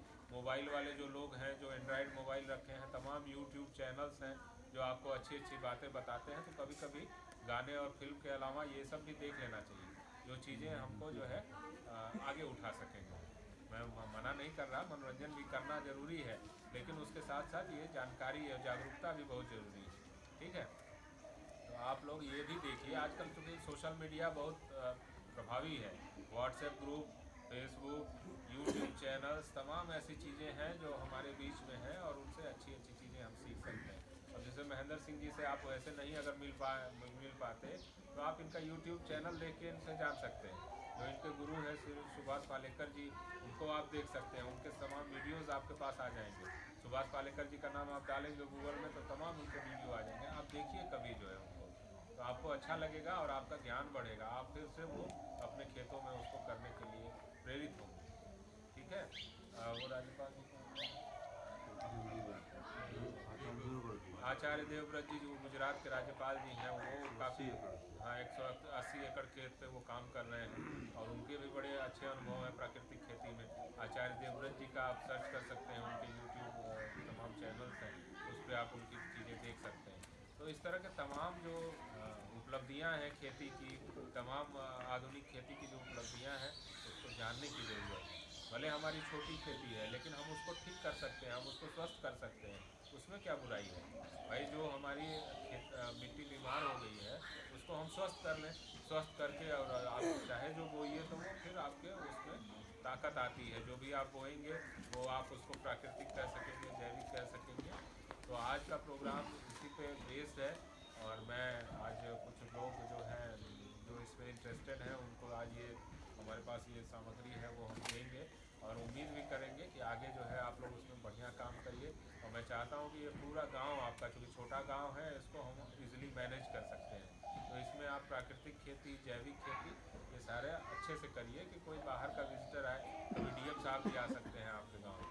चलिए भाई, आपका गांव बहुत अच्छा है, तो आएंगे तो जो भी समस्याएं होंगी आपको, सड़क की है, नाली की है, कुछ और की है, तो इस तरह के जब लोग विज़िट करते हैं आपके गांव में, तो इसका एक बहुत बड़ा असर पड़ता है। आप थोड़ा ब्रॉड विज़न में अगर सोचें, तो डीएम साहब से बड़े कभी मुख्यमंत्री भी आ सकते हैं। आप अच्छा तो करिए, पहले आप एक कदम आगे तो चलिए। ठीक है, आपके लिए सारे विभाग हैं, सरकार है, जो सुविधाएं हैं आप उसको पता करिए, जो आपके लायक तमाम ऐसे सिस्टम जो है, सिंचाई के system, drip irrigation, sprinkler irrigation, तमाम लोग कर रहे हैं। यही आप हमें कहीं बाहर जाने की ज़रूरत नहीं है। आप में से कोई भी कहेगा कि हमको अमुक खेती के बारे में कोई किसान बता दीजिए, मैं यही आपको बता दूंगा, आप जाइए उनको देख के आइए, फिर देखिए वो कैसे कर रहे हैं, आप भी उसको करिएगा। तो ये मित्रों ये बात है, तो इसमें कोई ये मत समझिएगा कि जैसे बड़े प्राइवेट के लोग भी जो है जाते हैं अब बीज बीज अपना दिखा के कहते हैं कि भाई ये आप करिए वो करिए। तो हम लोग मतलब सरकारी संस्थाओं से हैं और आपको एक अच्छी बात बता रहे हैं कि ये करने की ज़रूरत है, क्योंकि जो आने वाला कल है हमारा वो पूरी तरह से जैविक और प्राकृतिक खेती पे ही डिपेंड करता है, क्योंकि हमें जो खाना है वो शुद्ध चाहिए, गुणवत्ता युक्त चाहिए। अभी तक क्या था, अभी तक हमको प्रोडक्शन केवल बढ़ाना था, हमको उत्पादन बढ़ाना था, लेकिन अब हमको उत्पादन बढ़ाने के साथ साथ गुणवत्ता भी लेनी है। अपना जो पर्यावरण हमारा अशुद्ध हो रहा है उस पर्यावरण को भी शुद्ध करना है। तो ये दिमाग में रखते हुए इन चीज़ों पर कार्य करिए और मैं आप लोगों को अग्रिम शुभकामनाएं भी देता हूँ कि इस परियोजना के माध्यम से अगर आप कुछ गाँव में अच्छा काम कर सकेंगे तो हम सभी लोगों को खुशी होगी। और आगे जैसे ये दोनों लोग काम कर रहे हैं, आप लोग भी काम करिए तो किसी अच्छे मंच पे आप लोगों को सम्मानित कराने का भी चाहिए। तो मैं इन्हीं शब्दों के साथ आप सभी को फिर से हृदय से धन्यवाद देना चाहता हूँ कि आपने काफ़ी देर तक मेरी बातें सुनी और मैं चाहता हूँ कि इसको भविष्य में आप अमल भी करिए, थोड़े से ही शुरू करिए, फिर धीरे धीरे अपने पूरे खेतों को ठीक करिए, क्योंकि इसी तरह से शुरुआत देखिए छोटे से ही होती है। ऐसा नहीं कि सडन कोई चेंज हो जाता है, लेकिन शुरू में ही अगर लग जाएंगे तो आपको आने वाले समय में आपका खेत बिल्कुल बढ़िया हो जाएगा। तो मैं इन्हीं शब्दों के साथ अपनी बात ख़त्म करता हूँ और मैं अपने दर्शक को डॉक्टर नायक साहब को भी आमंत्रित करता हूँ कि आपसे दो शब्द जो है अपने अनुभवों को साझा करें। फिर हमारे बगल में महेंद्र सिंह जी हैं प्राकृतिक खेती पे आपको बात बताएंगे। बहुत बहुत धन्यवाद।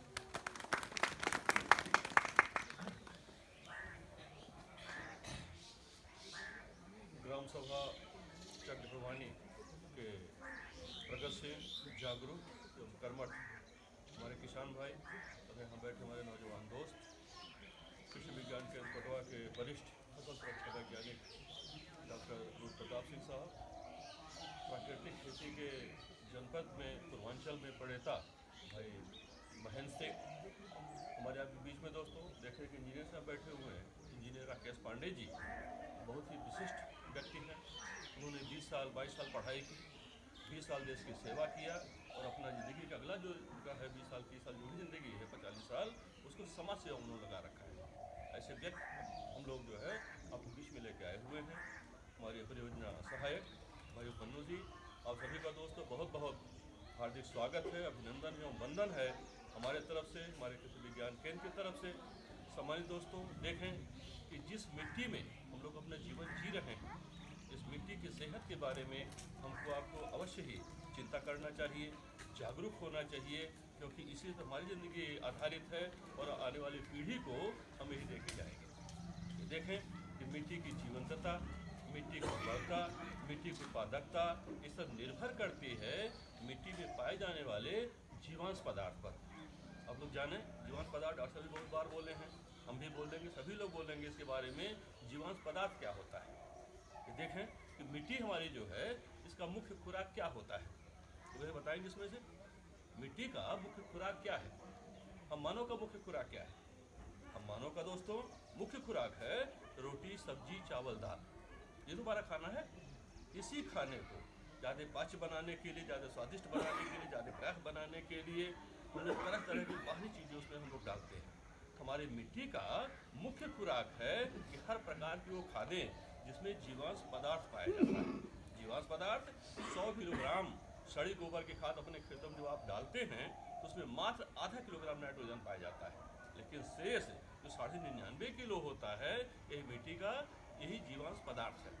तो हर प्रकार की वो खादें जिससे कि मिट्टी में जीवांश पदार्थ बढ़े, यही हमारे मिट्टी का मुख्य खुराक है। ये 4 प्रकार के उदाहरण हम देंगे, जैसे कि फसल अवशेष का प्रबंधन करना।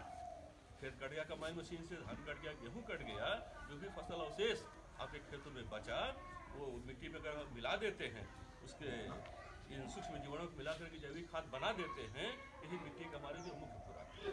फसल अवशेष का प्रबंधन, तरह तरह की जैविक खादें हैं, हम चर्चा करेंगे उसके बारे में।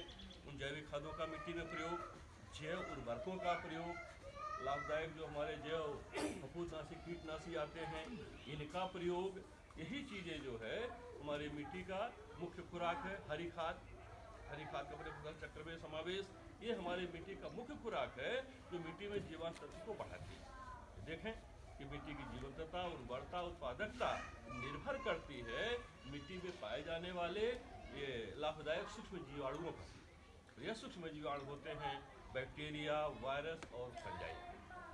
डॉक्टर साहब बताए हैं कि पहले जो हमारे पूर्वज थे वह लोग ये जो रासायनिक खादें हैं इसको स्वीकार नहीं करते थे। देशियों से खेती कर रहे हैं वही करेंगे, भले हमें काटे चढ़ने आटे हमको।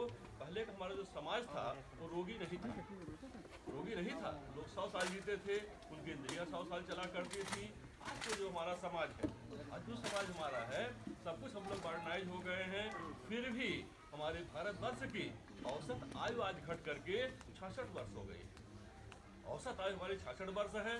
तो बहुत कादिश खान पियन कर रहे हैं वो चल जाते हैं 70, 80, 90। जो नहीं कर रहे हैं वो 60 के अंदर जो है गड़बड़ हो जाते हैं। आज ये देखें, आज बहुत पैसा लोग कमा रहे हैं, लेकिन अपनी कमाई का जो है बहुत ज़्यादा हिस्सा वो अस्पतालों में दे आ रहे हैं। देखें जितनी मात्रा में हमारे यहाँ शिक्षा के मंदिर नहीं बढ़ रहे हैं, स्कूल नहीं बन रहे हैं, उसके दूनी अनुपात में अस्पताल बन रहे हैं। अपने आगे बढ़े में बात करिए, अपने पूर्वांचल की बात करिए, ये कहीं ना कहीं हमारे जो फसल उत्पादन की पद्धति है, हमारी मिट्टी का जो स्वास्थ्य खराब हो गया है, ज़्यादा से ज़्यादा रासायनिक चीज़ों का उपयोग करने लगे हम, कहीं ना कहीं जो है यही प्रभावित कर रहा है। दूसरी सबसे बड़ी चीज़ कि पर्यावरण का प्रदूषण, पर्यावरण का प्रदूषण, उससे सभी लोग जो है आज पीड़ित हो रहे हैं। तो हमको अपने मिट्टी के स्वास्थ्य को स्थिर रखने के लिए, अस्थायी रखने के लिए हर एक को इंतजाम करना चाहिए, जिससे कि मिट्टी में जीवांश तत्व की मात्रा बढ़े और हमारे मिट्टी में जो लाभदायक सूक्ष्म जीवाणु हैं, जो मिट्टी की आँख है, मिट्टी का जो है ये जीवांश तत्व, मिट्टी का हीमोग्लोबिन है, ये हमारी जो है स्थिर रहे, टिकाऊ रहे और हमारा पर्यावरण भी स्वस्थ रहे, हमारा समाज भी जो है स्वस्थ रहे। आप लोग देखें जो लोग हम ही लोग यूरिया डाई पोटाश अपने खेतों में डालते हैं, यूरिया आप जो है गेहूं में भी डालते हैं, यूरिया आप धान में भी डालते हैं। यूरिया सीधे हमारे पेड़ पौधों के, हमारे फसलों के, हमारे सब्जियों के सीधे काम नहीं आती। आप डालते हैं यूरिया अपने खेतों में, वह उसका प्रभाव, उससे हरियाली, उससे पौधे का विकास 10 दिन के बाद आपको दिखाई देता है। यूरिया इतनी बढ़िया चीज़ अगर है तो आप डालें तो उनका आपको असर दिखना चाहिए। होता क्या है कि यूरिया जब आप गेहूं की फसल में डालते हैं, ये कम पानी वाली फसल आपकी है, यूरिया का विघटन होता है, बैक्टीरिया होती है नाइट्रोसोमोनास नाइट्रोबैक्टर, यह उसको यूरिया को विघटित करती है। उसमें से नाइट्रोजन को जब ये नाइट्रेट फॉर्म में बदल देती है बैक्टीरिया, तब गेहूं पौधा से ग्रहण कर पाता है। यही यूरिया हम लोग धान में डालते हैं, पानी वाली फसल है, उसमें ये बैक्टीरिया उसको विघटित करती है यूरिया को, और जब यह नाइट्रोजन अमोनियम के रूप में बदल जाता है तो धान का पौधा उसे ग्रहण करता है। ठीक, तो जब हमारे मिट्टी में सूक्ष्म जीवाणु ही नहीं रहेंगे, उसमें जीवाश्म तत्व ही नहीं रहेगा, तो मिट्टी हमारी कैसे बढ़े उत्पादन देगी। इसी मिट्टी में यदि भी जो डॉक्टर तकनीक बताए हैं, और भी तरह तरह की जैविक खादें होती हैं। ये बर्मी कंपोस्ट, आप लोग नाम सुने होंगे, केचुआ वाली खाद, भूरे वाली व्यवस्था हमारे गाँव समाज में थी, अपने चक्रवानी में थी, अब उस व्यवस्था को बदल दिया गया है। अब भूरा ना रख करके गांव-गांव में घर घर ये नाडेफ कंपोस्ट बनवाया जा रहा है। भूर का सुधरा हुआ रूप है नाडेफ कंपोस्ट। भूर में क्या होता है कि हर प्रकार के जो है 12 महीने भूर हमारा पड़ा रहता है, वर्षा में भी, गर्मी में भी पोषक तत्व उसके नुकसान हो जाते हैं। अगर उसको नाडेफ कंपोस्ट में जालीदार जो है ढांचा बनाया जाए, नीचे के हिस्से को फर्श करके उसमें अपने कूड़े कचड़े को, ये नामात्र के गोबर का घोल का सहयोग ले करके अगर उसको हम सड़ा करके खाद बनाएं, उसमें पोषक तत्व हमारे नुकसान नहीं होते। अंतर देखें कितना बड़ा है कि जो भूरे की खाद यदि आप 10 टाली डालें, ये बर्मी कंपोस्ट है, त्वरित बायो कंपोस्टिंग है, सूक्ष्म जीवाणु युक्त जो खादें हैं, 1 टाली इसकी गोबर के खाद, ये भूरे वाली खाद के 10 टाली के बराबर होता है। आज हमें अपनी खेती में हर प्रकार का वो प्रबंधन करना चाहिए जिससे हमारी मिट्टी में जीवाश्म तत्व की मात्रा बढ़े, सूक्ष्म जीवाणुओं की मात्रा बढ़े और अपने खेतों से, अपने फसलों से हम स्वस्थ उत्पादन प्राप्त कर सकें। जो भी आप पैसा कमा रहे हैं वो परिवार के विकास में लगाएं, बच्चों के शिक्षा में लगाएं, ना कि उसको हम अस्पताल में दें। आज इस विषय पर हमको, हमारे गांव को अवश्य ही जागरूक होना चाहिए, नौजवान पीढ़ी को जागरूक होना चाहिए, जिससे कि अपने समाज को स्वस्थ रख सके, अच्छी आमदनी प्राप्त कर सके और आने वाली पीढ़ी को भी हम अच्छा पर्यावरण दे सकें। तो दोस्तों, आपके बीच में हम बैठे हैं, कोई जिज्ञासा निकल के आएगी, उसके समाधान के लिए हम पूरे प्रस्तुत होंगे। जय हिंद, जय भारत।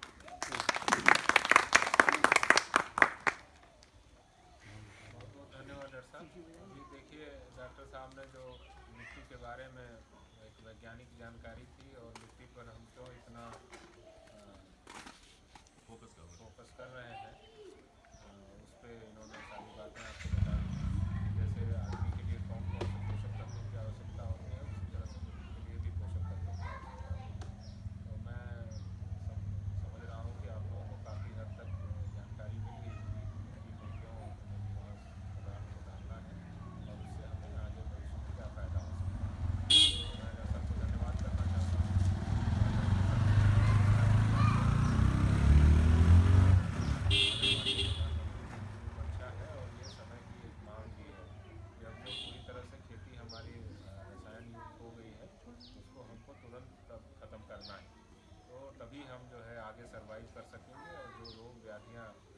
शरीर को छू रही है वो आगे आने वाले समय में धीरे धीरे वो गायब होने लगेगी, क्योंकि आपको जब स्वस्थ आहार मिलेगा तभी आप जो है स्वस्थता की ओर आप जो है चलेंगे।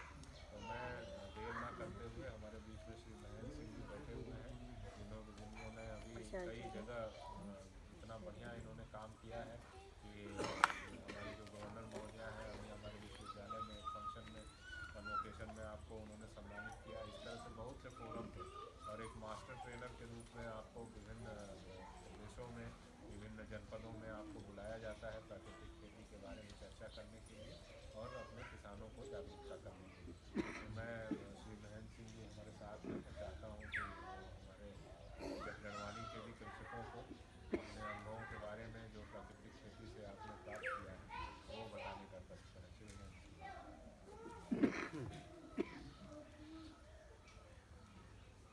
आदरणीय डॉक्टर साहब और हमारे राकेश पांडे जी और आप सभी ग्रामीणों का, किसान भाइयों का मैं अभिनंदन करता हूं, आपको प्रणाम करता हूं। मुझे आज अच्छा ये लग रहा है कि विपरीत परिस्थितियों में भी आप लोग, हम लोग वहाँ से आजमगढ़ से आए हैं और इतना ध्यान से आप लोग सुन रहे हैं। आप लोगों को सीखना है, कुछ करना लग रहा है आप लोगों के चेहरे से, आप लोगों के दिमाग से। तो जसपाल जी पता नहीं हमसे फ़ोन से केवल बात होती रहती है उनसे, आज पहली बार मुझे नहीं मालूम था कि यहाँ पे उनका मकान है और वो थोड़ा बहुत शुरू किए हैं इस फसल से, तो बड़ा अच्छा लगा। तो जिस तरीके से हमारे कृषि वैज्ञानिकगण ये लोग हमेशा कोऑपरेट करते रहते हैं। देखिए हम लोगों को जो एक अलग तरीके से कर रहे हैं उन किसानों को आगे बढ़ाने का, सभी किसानों को, ये आजमगढ़ के सभी किसानों को आगे बढ़ाने का ये लोग कार्य कर रहे हैं, चाहे उद्यान विभाग हो, चाहे कृषि विभाग हो, चाहे हमारा केवीके हो, चाहे हमारा शोध केंद्र हो। आप कहीं भी जाएंगे हर जगह आपको आगे बढ़ने के लिए बताया जाएगा, उनके क्या स्कीम आए हैं उसके बारे में आपको बताया जाएगा। तो इस तरीके से हम लोग मिलजुल के कार्य आगे बढ़ा रहे हैं। अभी सुबह हम घर पे थे तो डॉक्टर साहब का फ़ोन गया कि सिंह साहब चलना है वहाँ पे एक कार्यक्रम, आप खाली हैं कि नहीं। मैंने कहा कि आप जहाँ कहिए मैं तुरंत चल देता हूँ। तो तुरंत हमने पांडे जी को फ़ोन किया और चल दिया। तो ये देखिए हम लोगों का, मैं सबसे पहले तो एक किसान हूँ, मैं कहीं से भी जो है हमको ये नहीं कि हमको मानदेय मिलता है या कुछ मिलता है, लेकिन ये मेरी जो है इच्छा है, ये मेरी जो है शौक़ है कि मैं अपने आजमगढ़ के हर किसान को कैसे मैं उसको स्वास्थ्य को ठीक कर दूं, उसकी खेती को ठीक कर दूं, उसके परिवार में दवा न जाए, दवा मुक्त उसका परिवार हो।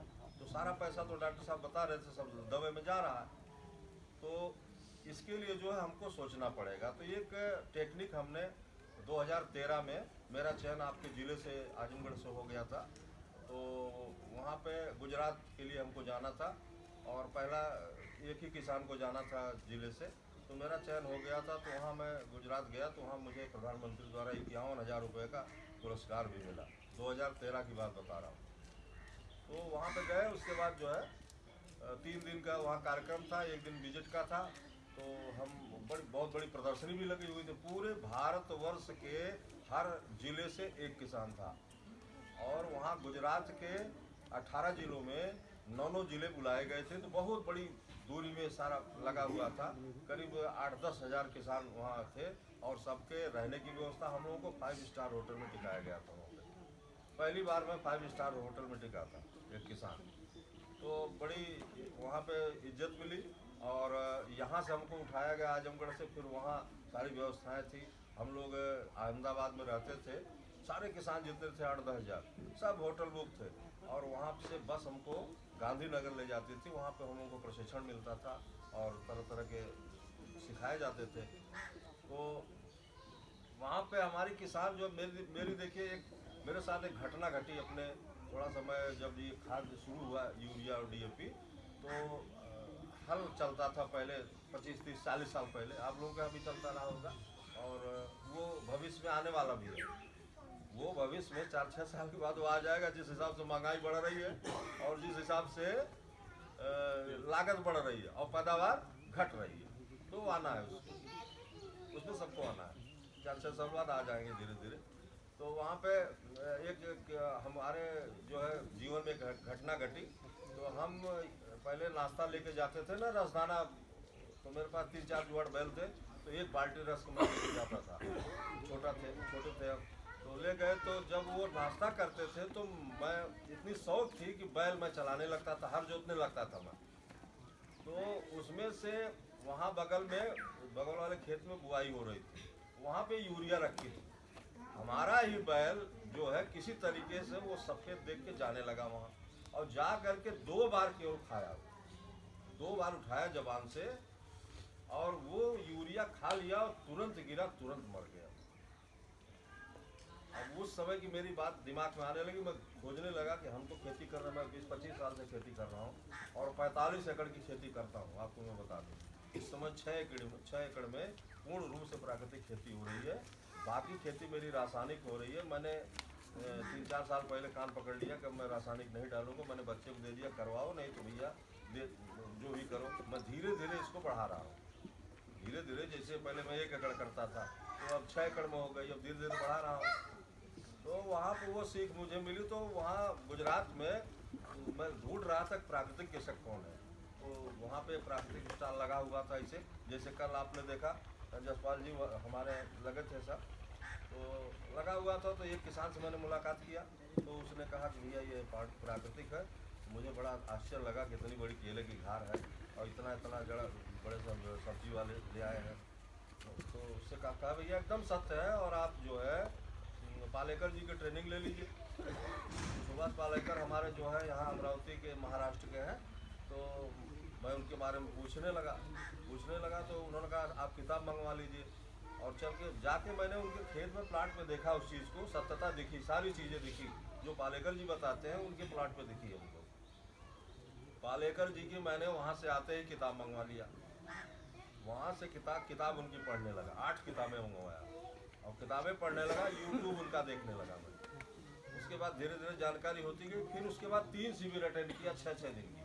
8-8, 10-10 हज़ार किसान एक शिविर में आते हैं पालेकर जी के, और सबकी खाने रहने की सब व्यवस्था होती है। और अपने पैसे से लोग प्रशिक्षण लेने जाते हैं, 500 रुपया केवल देना पड़ता है वहाँ खाने का, 4 और 6 दिन की शिविर होती है। तो हम भरतपुर गए और उसके बाद झांसी वाले शिविर लिए, फिर यात्रा शिविर सोमनाथ से जूनागढ़ तक लिए, और वहाँ के राजस्थान और गुजरात के और पंजाब हरियाणा के सारे किसानों के यहाँ जो प्राकृतिक करता है उसके यहाँ जाके देखे, उससे समझे कि वास्तव में ये कैसे कर रहे हैं। जैसे आप भी हमारे यहाँ आइए, मेरे यहाँ भी आपको सिखाया जाता है, मेरे यहाँ भी ट्रेनिंग ली जाती है।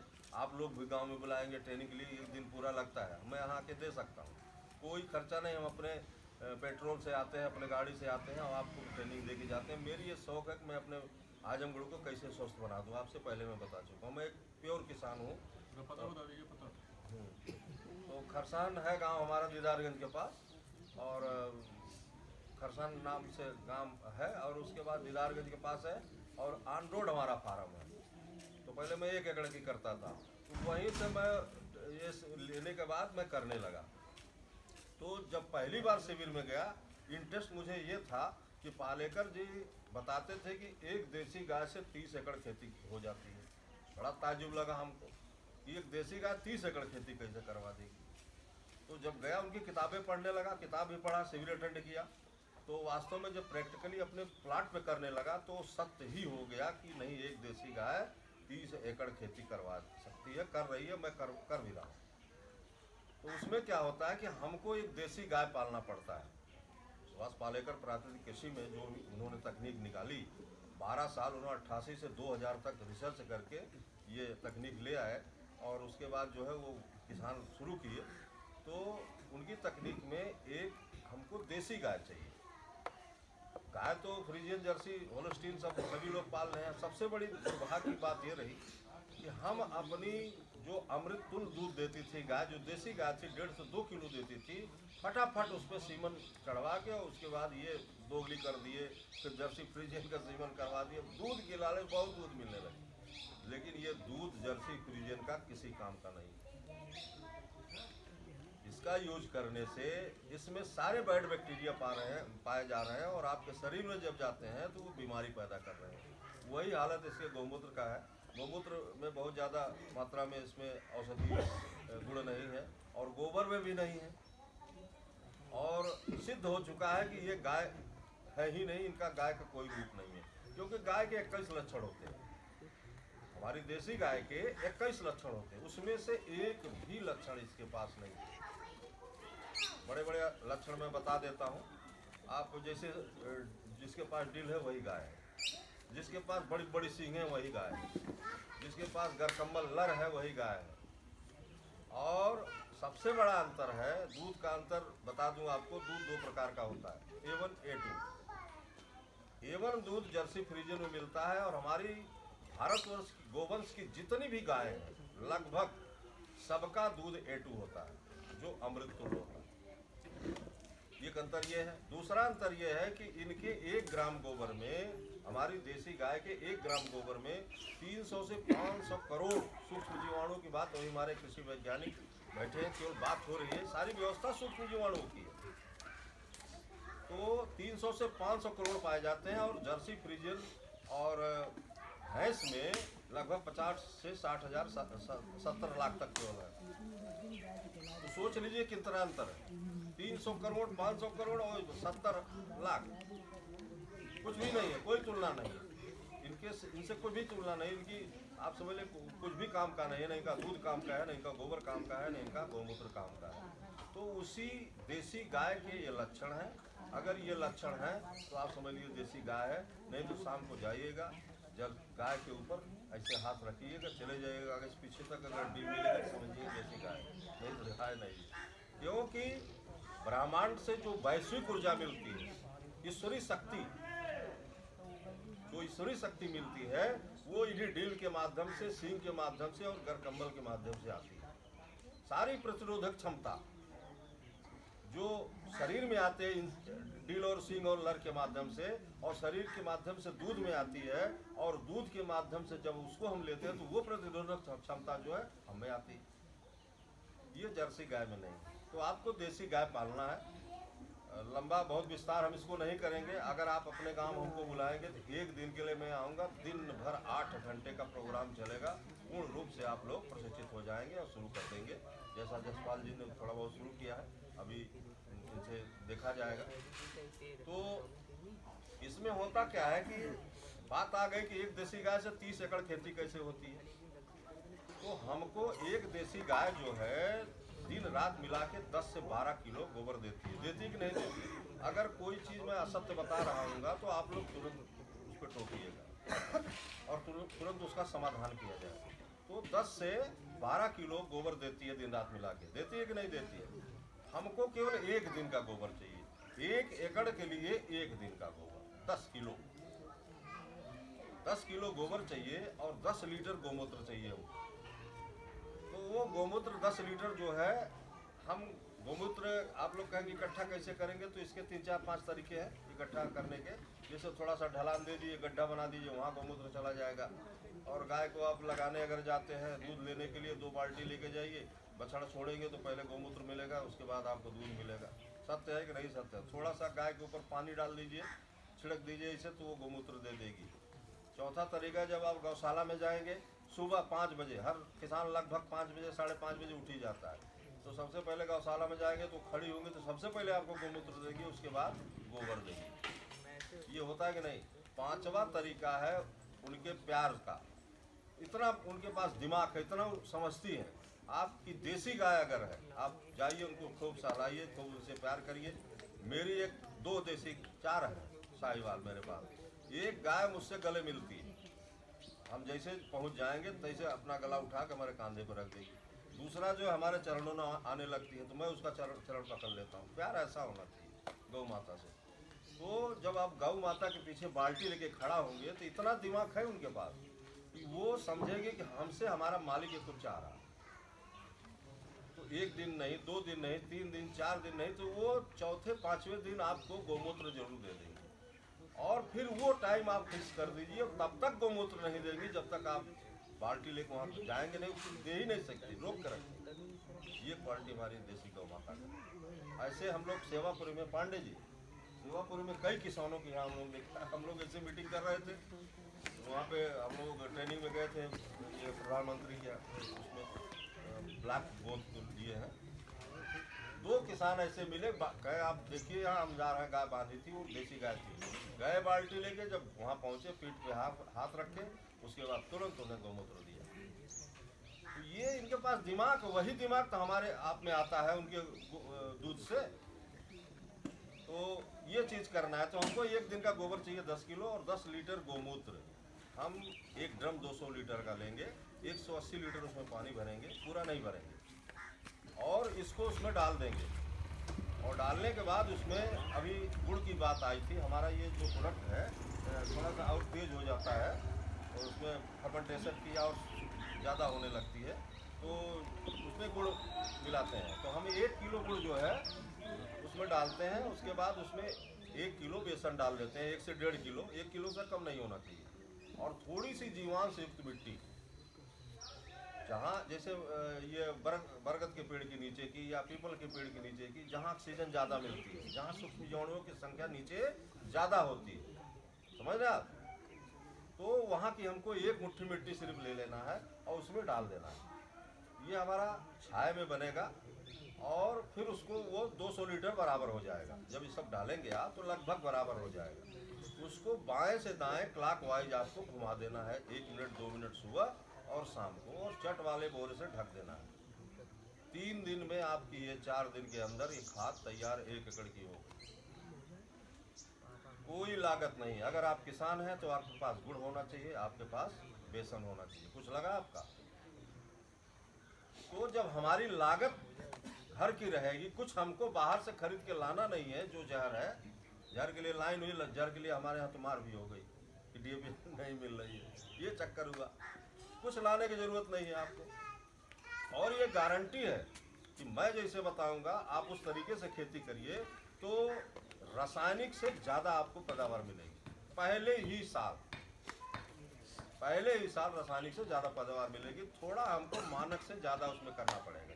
जैसे हम ज़्यादा जीवामृत का प्रयोग करें, ये इसको हम लोग लिक्विड में जीवामृत बोलते हैं। ये हमारा जो जामन है, जामन कैसे, जैसे हुआ क्या, जैसे अब हमारे डॉक्टर साहब बता रहे हैं ना, सारा कमाल सूक्ष्म जीवाणुओं का है। हुआ क्या इसमें कि जैसे आप 200 लीटर ड्रम में दूध भर दीजिए और 1 कड़छी दही डालिए, उसमें सब कुछ जम जाएगा। कौन जमाया? ये सूक्ष्म जीवाणु तो जमाए, जिसको हम नहीं देख सकते। तो हमारे वाले में भी यही होता है। जैसे हम 1 मुट्ठी मिट्टी उसमें डालते हैं और गुड़ और बेसन डालते हैं, तो उसमें जो है फर्मेंटेशन क्रिया शुरू होती है, कोशिका विभाजन। तो हर 20 मिनट के बाद डबल होती है। जब हर 20 मिनट के बाद डबल होती है तो आप समझ लीजिए कि 1 ग्राम में अगर 300 से 500 करोड़ तो 10 किलो गोबर हमने उसमें डाला है। अनंत करोड़ों सूक्ष्म जीवाणुओं का भंडार हो जाता है। और तीसरे दिन चौथे दिन फर्स्ट क्लास खुशबू आने लगती है। आप उसको खेत में आपको ले जाना है, जहाँ आपका ट्यूबवेल का बोर जाता है, जहाँ से पानी जाता है, आप वहाँ पर खोल दीजिए। टोटी लगवाना पड़ेगा, आप खोल दीजिए। 1 एकड़ में सिंचाई होना चाहिए उसकी। और उसके बाद जो है उसका आप स्प्रे भी कर सकते हैं। और भी तरीका है, धीरे धीरे। जैसे मेरे यहाँ ड्रिप इरिगेशन लग गया है, आप वहाँ आके देख सकते हैं। सब कुछ ये जो है सब्सिडी पे मिल रहा है। 80% 90% सब्सिडी पे मिल रहा है। आप अपने यहाँ लगवा ले, सारी सुविधा लाइए। आप लोग घर से निकलिए। जैसे अभी तक किसी के पास बीज, ये जो बीज केंद्र से नहीं आया सरकारी, सरकार सब्सिडी 50% दे रही है उसको। आप लोग जुड़िए, आप लोग लिए, उसका जो है बेनिफिट लीजिए। आप हमारे केवीके पे आइए, हमारे उद्यान विभाग में जाइए। सब लोग आपको देने के लिए तैयार हैं। आपको लेने की जरूरत, आपको मिलने की जरूरत है। आप कैसे आगे बढ़ें उसके लिए देखिए हम लोग कितना तैयार। हम तो प्योर किसान, फिर भी हम आप प्रयास कर रहे हैं कि आप लोग कैसे ये काम आगे बढ़ाएं, कैसे हमारा आजमगढ़ जिला आगे जाए। तो उसको आप 1 एकड़ में उसको कर देना है।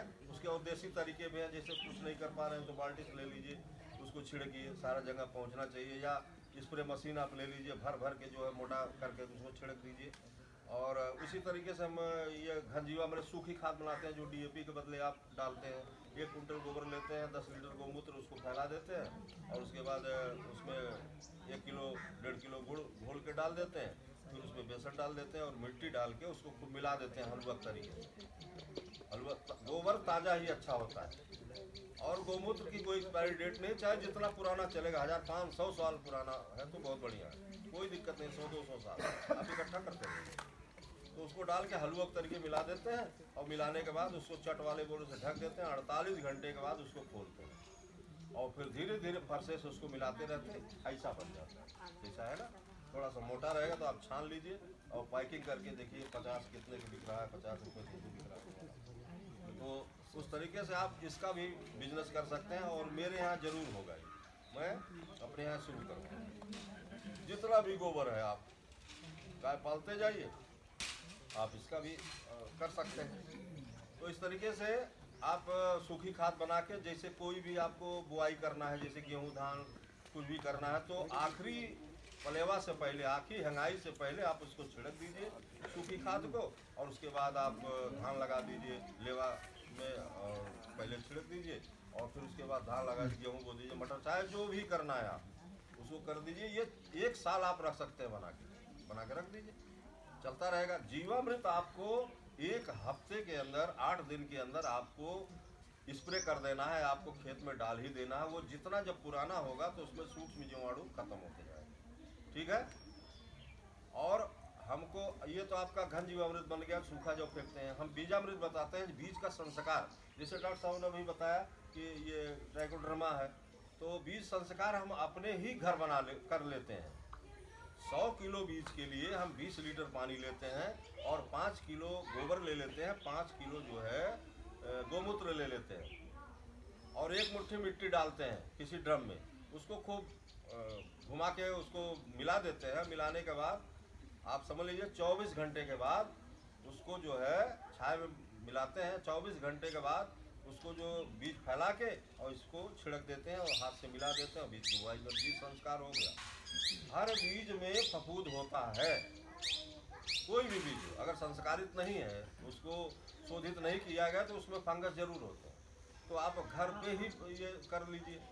फिर इसके बाद हम इसमें प्रक्रियाएं और है, आच्छादन हम लगाते हैं, हम पराली नहीं जलाते, हम 90% पानी की बचत करते हैं। अपने सुभाष पालेकर प्राकृतिक कृषि में 90% पानी की बचत करते हैं, 10% से हमारा काम चल जाता है। हम सारी व्यवस्था प्राकृतिक करते हैं। हम जो है सिंचाई आसमान से करते हैं। हम जो 78.6% नमी आसमान में है, इसी से हम सिंचाई कर लेते हैं खेत की। उसको आच्छादन देते हैं, आच्छादन देने के बाद जो है हम 50% को बचा लेते हैं। हम बेड नाली भी जो करते हैं, जैसे हम बेड नाली भी जब शुरू करेंगे, जब आप लोग भी शुरू करेंगे, आप लोग देखेंगे शुरू करेंगे, तो जैसे हम आलू बोते हैं उसी तरीके से बेड नाली बनती है। तो एक नाली में हम पानी देते हैं, दूसरे में नहीं देते हैं, दूसरे में आच्छादन दे देते हैं। आच्छादन मतलब ये पुआल जो आपका फेंका गया या फसल अवशेष जो कुछ भी है, हमारे यहाँ कुछ नहीं जलाया जाता, हमारा तो घट जाता है, हमारे यहाँ घट जाता है। कोई फसल आप उसको ढक दीजिए, पानी देने की जरूरत है, एक बार आप दे दीजिए। नीचे सूक्ष्म पर्यावरण 4 इंच से कम नंबर ढकिए आप उसको, कोई भी फसल 4 इंच से कम मत ढकिए, क्योंकि यहाँ नीचे जो है सूक्ष्म जीवाणु काम करेंगे, केचुआ भी काम करेंगे। तो हमेशा जो भी जीव है उसको डर रहता है दूसरे जीव से। केचुआ का ये डर रहता है कि ऊपर गए कि चिड़िया ले गई। तो जब सूक्ष्म पर्यावरण यहाँ निर्माण होगा तो वो सारी चीजें यहाँ काम करने लगेंगी नीचे। वहीं पर उल्टा ये है कि अगर आपने प्लास्टिक की मल्चिंग कर दिया, इसको मल्चिंग कहते हैं, आच्छादन को मल्चिंग कहते हैं, अगर आप प्लास्टिक की मल्चिंग कर दिया तो कुछ नहीं होगा। जब होगा जब आप प्राकृतिक खेती करेंगे, प्रकृति के अनुरूप करेंगे, प्रकृति के मनसा के अनुरूप करेंगे, वो क्या चाहते तभी होगा। आप प्रकृति को पहचानेंगे कि नहीं, हमको क्या संदेशा मिल रहा है, उसका क्या क्या करना चाहिए। ये सारी व्यवस्थाएं ईश्वर की हैं, प्रकृति के हैं। यही हमारी आध्यात्मिक खेती है। हमारी इस पालेकर कृषि में आप समझ लीजिए ज्ञान, विज्ञान, सत्य, अहिंसा और धर्म 5 चीजें कन्फर्म मिलती है। ज़्यादा बोलने का समय मिलेगा बताऊंगा। 5 चीजें, ज्ञान, विज्ञान, सत्य, अहिंसा और धर्म, ये सारी चीजें मिलती हैं। तो आप आच्छादन दे देंगे तो वहाँ सूक्ष्म पर्यावरण का निर्माण होगा, और उसके बाद वो 2 काम करेगा। एक तो आपको नाली दिया, एक नाली में पानी दिया, दूसरे में नहीं दिया, 50% बचत वहीं पानी हो जाती है। उसके बाद जब ये आप आच्छादन दे देते हैं तो वहाँ सूक्ष्म जीवाणु काम करने लगते हैं, और जितना ज़्यादा हमारी धरती माता में सूक्ष्म जीवाणु रहेंगे, वहाँ उतनी ही ज़्यादा ह्यूमस की निर्मित होती है, जीवन दर्प, भूमि की उर्वरा शक्ति ये निर्माण होता है। वहाँ पे फसल जो होती है बहुत अच्छी होती है, और जितना ही जल्दी जितना स्वस्थ हमारी ज़मीन होगी उतनी ही स्वस्थ हमारा ये फसल उत्पादन होगा। तो 25% तो वहाँ ह्यूमस ही नमी को खींच लेते हैं, 25% ह्यूमस ही नमी को खींच लेते हैं। तो ऐसे हम ऊपर से नमी लेते हैं। अब नाइट्रोजन भी हम आसमान से लेते हैं, यूरिया हम आसमान से लेते हैं, हम खरीदते नहीं यूरिया, लाइन नहीं लगाते 300-500 रुपये बोरी, आसमान से यूरिया लेते हैं। तो 76.6% नाइट्रोजन जो आसमान में तैर रहा है, आप उसको खींचिए। वो कैसे खींचेंगे? हम सब फसल लगाते हैं, एक दल लगाए तो दूसरी 2 दल की लगा दे, इस तरीके से कॉम्बिनेशन देते हैं। जैसे हमने गेहूं बोया तो उसमें मेथी बो दिया, उसमें जो है बरसीम बो दिया, उसमें चना बो दिया। तो जब बेड नाली पे आप आएंगे, सीधा आएंगे, तभी ये कार्यक्रम संभव। ऐसे नहीं है कि आप जैसे तैसे कर लीजिए। और दूसरा ये तरीका है कि आप थोड़ी सी परंपरा की ये जो धान गेहूं वाला सिस्टम है, इसको अलग करके आप दूसरी खेती शुरू करिए, क्राफ्ट वाली। जैसे अभी आप गन्ने का गुड़ बनाने लगे, वो घर आपके नहीं रह जाएगा, सब बिकेगा 10-5 रुपए कम में या लेकिन वो आपको नगद मिलेगा। इसी तरीके से आप जो है कोई सब्जी की खेती करिए, आपका बिकना है। मेरे सुभाष पालेकर जी में ये मॉडल है, एक मैं आपको भी बताऊंगा, आपके यहाँ मॉडल खड़ा करवा सकता हूँ कि 1 एकड़ खेत और उसमें मात्र 10% पानी की ज़रूरत है। आप लाइए तो उसमें मैं आपको पूरे परिवार के खाने की व्यवस्था कर दूंगा, अनाज की। और उसके बाद जो कम से कम 3 लाख रुपया सालाना, और पूरे परिवार के लिए फल, पूरे परिवार के लिए सब्जी, ये मेरी गारंटी। मैं आपको ये मॉडल खड़ा कर सकता हूँ, बशर्ते बरसात में वहाँ पानी न लगता, तब साल भर का कॉम्बिनेशन मैं आपका बनवा दूँगा, उसमें आप करते नहीं। और मैं आपको बता दूँ, पिछली साल मैंने बेड पे टमाटर लगाया था, और इस समय भी लगा है। पुआल से ढक गया, ऊपर टमाटर है, चारों तरफ पुआल है, ऊपर टमाटर खूब फल रहा है। तो कम से कम 40 कुंटल टमाटर केवल बफर जोन पे, बीच से जो रास्ता बना है उसमें बड़ा, उस पर साला निकला। सब्जी जब निकलने लगती है 3 रुपये 2 रुपये किलो अगर आता है तब भी बहुत है। तो मेरा टमाटर जब उस समय बहुत निकलने लगा और चारों तरफ से टमाटर आ गया मंडी में, तो 3 रुपये किलो मेरा जो ले जाता ले रहा था। लेकिन टमाटर 4 कुंटल निकलता था, 3 चौक 1200 रुपये रोज। उस कम पे भी बिका तो 20-25 रुपये, 18 रुपये, 15 रुपये से शुरू हुआ। और जब ज़्यादा कम हो गया तो 3 रुपये भी बिक रहा था, तब भी 4 कुंटल टमाटर निकलता था, 1200 रुपये आ रहे थे। तो सब्जी केवल निकलने लगे और बिक रही है, 2 रुपये किलो बिक रही है, तब भी आपके घर पैसा आएगा। तो आप लोग थोड़ा सा हट के इस तरीके से खेती करिए, और आप ये प्राकृतिक ढंग से शुरू करेंगे तो सब चीज़, सारी चीज़ें आपको मिलेंगी।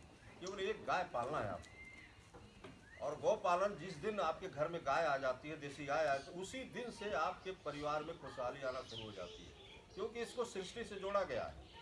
ये हमारी 4 माताओं में एक माता गौ माता भी है। अपनी माता के बाद हमारी जीवन व्यवस्था में गौ माता और धरती माता बहुत ही महत्व है। अपनी माँ के बाद हमारे जीवन की व्यवस्था में धरती माता और गौ माता, ये बहुत महत्वपूर्ण योग है, समझ लीजिए, आपके जीने का, आपका स्वस्थ रहने के लिए। इसलिए सबके घर में एक देसी गाय आना चाहिए। हमारी देसी गौ माता की सुरक्षा भी होगी, आपका पूरा परिवार भी स्वस्थ रहेगा, और आपका खेती भी बहुत अच्छी होगी। तो कंफर्म आपको होगा कि एक देसी गाय 30 एकड़ खेती करवा सकती है। अगर एक दिन में 10 किलो गोबर से आपका 1 एकड़ खाद बन रही है, तो रोज बनाइए, आप बनाते रहिए, 30 से नहीं उससे ज़्यादा होइए, जितना खेत है आप एक दिन बाद बनाते रहिए, एक दिन आपको 1 एकड़ खाद तैयार होती रहेगी। मैंने 20,000 लीटर का जीवामृत टैंक बनवाया है, इकट्ठे बनवा दूंगा। जब उसी को ज़्यादा देना है, सूक्ष्म जीवाणु को बढ़ाना है, तो हम क्यों न ज़्यादा मात्रा में, जैसे हम पहली साल शुरू करें तो घन जीवामृत ज़्यादा मात्रा में दें। ये नुकसान करने वाली चीज़ नहीं है। आप जितने जल्दी ही जीवांश कार्बन बढ़ा ले जाएंगे, उतनी ही जल्दी आपकी फसल स्वस्थ आने लगेगी, बढ़िया आने लगेगी आपको। हाँ, जैसे खेती ये नहीं होगा कि हमारी जो है फसल हमारी कमजोर हो रही। जैसे कल मेरा 5-6 किलो खेती चावल करे वहाँ खातिर सैंपल की में रखा ढंग से गया था, 100 रुपया किलो वहाँ से बिक गया। आपको तरीका बहुत से अच्छा करा, रेट मिलेगा। मतलब ये ऐसे मैं अपने आजमगढ़ में ये सारी प्रक्रिया लेके चल रहा हूँ कि आप अगर पैदा करते हैं तो आपका माल मैं कैसे अधिक बिकवा दूँ। तो 100 रुपया किलो वहीं से लोग खरीद ले गए, ले गए और बाकी मेरा 100 रुपया किलो बिक जाता है। चावल मेरा 100 रुपया किलो बिक जाता है बासमती का। 40 रुपया किलो से 50 रुपया किलो मेरा गेहूँ बिक जाता है। तो जब इस तरीके से हमारी आय बढ़ेगी, दुगना थोड़ी ना होगी, चौगुना हो जाएगी। हम अपने माल का किसान मार कहाँ खा रहा है? पैदा आप करते हो और रेट लगाता है बनिया, 15 रुपए किलो गेहूँ लेगा, 12 रुपया किलो में धान खरीदेगा, लेकिन प्राकृतिक खेती करने वाला रेट अपना लगाता है। मैं इतने बेचूंगा, अगर लेना लो, खाना है बढ़िया तो आप लो, नहीं तो जाओ रासायनिक खा के मरो। सीधा कह देना बिकना है, नहीं रुकेगा। तो वो प्लेटफार्म मैं आगे बढ़ने के लिए तैयार कर रहा हूँ। हमारी बनारस में भी बात हो रही है, और चीज़ें हैं। हमारे कृषि विज्ञान जितने हैं, जितना हमारा कृषि संबंधित हमारा विभाग है, सबसे हमको सपोर्ट मिल रहा है। तो आप लोग शुरू करिए, बेचने का सिस्टम तो हम बनाएंगे। अब जैसे बात हुई है, कभी हमारे पांडे जी बता रहे थे, हमारे डीएम साहब ने मंडी में एक प्राकृतिक दुकान खोलने के लिए कहा कि आपको एक दुकान दी जाए। तो अब सब्जी चाहिए ना, अब आप पैदा करिए तो सब्जी चाहिए, एक प्लेटफार्म पर रख उठेगी, वहाँ आपको कोई भी रख उठेगा, एक रोजगार मिलेगा वहाँ, जो भी बेचेगा आपको इतना % दिया जाता है, आप इसको बेचिए। किसान गया अपना रख के चला आया, और रख के चला आया, उसके बाद जो है बेच रहा है फर्स्ट क्लास, उसका अच्छे रेट में बेच। अगर 20 रुपया किलो नंगा बिक रहा है तो हमारा 30 में बिकता है। ये सारे चीज़ें हम लोग मेहनत करके तैयार कर रहे हैं, आप लोगों को करने की बात है, जिससे आपका परिवार स्वस्थ हो जाए और सारी चीज़ें आपको 2 पैसा इनकम भी मिले। तो कभी भी आप लोग यहाँ पे हमारा प्रोग्राम रखना चाहेंगे, प्रशिक्षण लेना चाहेंगे तो हम जरूर समय देंगे आपको, और एक बार भी कहें तो हम सेटिंग बना के और प्रशिक्षण दे सकते हैं। आप लोग शुरू करिए, इसमें बहुत ही आगे बढ़ने के चांस है। कोई और किसी की बात पूछने की बात है तो बताइएगा, जहाँ किसी को न समझ में आया हो। हमारा नंबर है 9648, आप लोग ले लीजिएगा, 9648 15 12 42। कभी भी आप हमसे बात कर सकते हैं।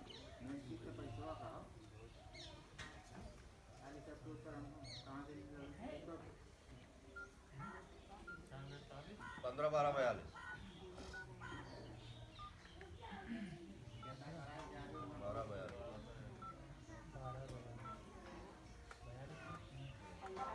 ये व्हाट्सअप नंबर है। तो उसी के बाद मैं अपनी बाड़ी को विराम देता हूँ। जय जवान, जय किसान, जय प्राकृतिक विज्ञान, जय प्राकृतिक विज्ञान। उसके बाद हमारे बहुत ही ऊर्जा, हाँ तो बहुत बहुत धन्यवाद सिंह साहब, आपने देखा बहुत अच्छी बातें बताई। और ये आप लोग हल्के में मत लीजिए, क्योंकि कल आपको फीस दे के फिर ये खेती सीखनी पड़ेगी। ठीक है, अभी तो इन्होंने आपको अवसर दिया है कि आप फ्री आप कास्ट में सेवा देने की तैयार हो, क्योंकि ये प्राकृतिक खेती जो है ना, थोड़ा सा सेवा जैसा भावना भी है। ठीक है, तो हम लोग तो मान लीजिए गवर्नमेंट की सेवा में है, आप स्वयं सेवा दे रहे हैं हमारे किसान भाइयों को, तो इससे बड़ी बात नहीं हो सकती। और ये आप लोगों को ऑफर भी किया इन्होंने, तो अच्छी चीज़ों को ग्रहण करने में कोई बुराई नहीं है। क्योंकि कल अभी मैं बताया ना कि अभी चीज़ें थोड़ा सा हम लोगों को लग रहा होगा कि अरे ऐसे ही, लेकिन बाद में जब सब लोग करने लगेंगे तो फिर अभी कहाँ जाएंगे। एक ही आदमी है, तो अब मान लीजिए जिले लेवल पे भी अगर इनको काम करना पड़ेगा तो बहुत दिक्कत होगी जो है। तो इसलिए अगर चूँकि आप लोगों का रुझान और आप लोगों का मतलब प्रेम देख के इन्होंने कहा है कि आप अगर मुझे बुलाएंगे तो मैं ज़रूर आपके बीच में आऊँगा। और इसमें जो गूढ़ बातें हैं कुछ तो उन्होंने बताई, लेकिन बहुत सी चीज़ें होती हैं कि आपको वो यहाँ से बताएंगे। तो एक अपना कैंप शिविर लगाएंगे और तो थोड़ा सपोर्ट अगर आपका मिलेगा तो देखिए एक अभियान है, अकेले से ये चीज़ें नहीं हो सकती। तो सब मिल के जब काम करेंगे तभी हम कुछ बदलाव अपने सिस्टम में ला सकते हैं। तो मैं सिंह साहब को बहुत बहुत धन्यवाद और आभार करता हूँ कि आज के इस प्रोग्राम में, क्योंकि ये स्वच्छता से जुड़ी हुई आज की गोष्ठी है, आज जो है हम ऐसी चीज़ों पे बात कर रहे हैं जो प्रकृति से प्रकृति को मिलाने वाली बात है। अभी आपने देसी गाय के महत्व के बारे में सुना, ऐसा नहीं है कि हम पहले से नहीं सुनते, लेकिन बीच में बहुत सी चीज़ें आई और अब उसके दुष्परिणाम हमको मिल रहे हैं कि जो फ्रीजियन गाय हैं हमारी होलिस्टीन फ्रीजियन, तो वो हमारे जो कंडीशन में सूटेबल नहीं फिट बैठती, तो उनके दूध जो है अब उस पर रिसर्चेज हुई कि अब वो दूध जो है हमारे लिए बहुत फ़ायदेमंद नहीं है। तो हम फिर से जो अपनी पुरातन चीज़ें हैं उनमें थोड़ा सा ज़रूर वैज्ञानिक रूप से बदलाव भी हुआ है। ऐसा नहीं है, उसकी दूध क्षमता जो है हमारी देसी गाय है अब अच्छी ब्रीड उसकी आ रही है जो अच्छा दूध देती है, और वो किसी भी कंडीशन में, जैसे हमारे यहाँ बहुत जाड़ा पड़ता है, बहुत गर्मी पड़ती है, तो उसको सहन करने की इसमें शक्ति होती है। तो उनको आपको प्रमोट करना है, उसको बढ़ाना है। तो ये प्राकृतिक खेती के लिए बड़ा ही एक महत्वपूर्ण कंपोनेंट है कि वो देसी गाय का पालन उसके लिए ज़रूरी है, तभी हमको गोबर की खाद और अन्य वस्तुएं। धन्यवाद आभार करता हूँ। अब जैसा कि हमारे बीच में राकेश पांडे जी हैं, आपने अभी देखिए काफ़ी यंग एज में भी हैं और काफ़ी कुछ छोड़ के एक अभियान के रूप में हम सभी के साथ लगे हुए हैं, और इनका भी मन में कहीं ना कहीं ये जरूर एहसास है कि हमारे ज़िले के लोग इसमें प्रथम आए जो है, और लोग पहले से शुरू करें कि जिससे हमारे जो जनपद है एटलीस्ट उसका, क्योंकि ये देखिए कंट्रीब्यूशन चाहे एक आदमी से हो या पूरे लोगों से हो, कहीं ना कहीं वो हमारे राष्ट्र के समृद्धि में, हमारे प्रदेश की समृद्धि में या हमारे जनपद के समृद्धि में उसका योगदान होता है। तो आप टेक्नोलॉजी से जुड़े हुए व्यक्ति हैं, बहुत सी अच्छी चीज़ें हैं जो आपसे हम सीख सकते हैं, आपसे हम जान सकते हैं। आपका एक्सपोजर भी रहा है बहुत देशों में, कई जगह पे, कई कंपनी में आपने काम किया है, तो मैं आपसे गुजारिश करूँगा कि आप ये सब अपने अनुभव को अपने किसान भाइयों के बीच में रखें, जिससे आगे आने वाले समय में ये लोग अच्छा काम करके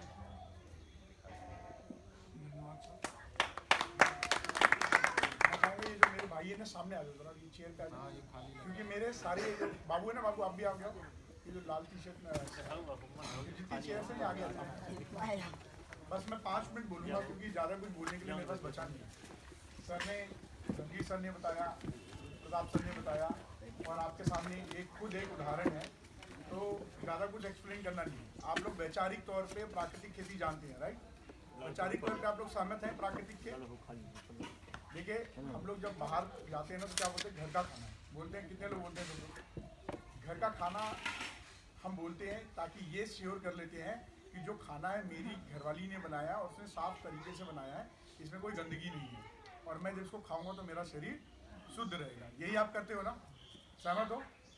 अब दूसरी चीज़ क्या है कि जब खेत में जो सर ने मुझे बताया है और आप लोगों ने बताया, ये मार्केट से आ रहा है, इसको खरीदने के लिए आप जब जाएंगे तो सबसे पहले आप अपना गाड़ी का तेल जलाएंगे, अपना समय गंवाएंगे हैं, और वहाँ जाके 10 मिनट तक उसे पूछेंगे भैया कौन सा बेहतरीन बा, क्या बोलेंगे, कौन सा बेहतरीन है जिससे हमारा ठीक हो, यही बोलेंगे ना।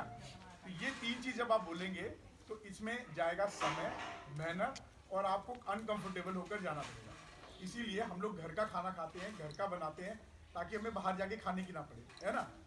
तो अगर हम खेत में जाते हैं, ठीक है, सुबह उठे और ब्रश करते करते ही, गिनते ही इनका जीवामृत तैयार कर लिया, समझ गए? ब्रश रोज नहीं है, ये दातुन करते करते आपने अगर इनका जीवामृत तैयार कर लिया तो आपका समय बच गया, आपके घर में चीज़ हो गया, आपने अपनी आंखों के सामने बनाया, अपने खेत में डाला। अब जो आप बनाएंगे वो आप नहीं खाएंगे ना, तो अब जो किचन में जाएगा उससे आपका स्वास्थ्य सही होगा।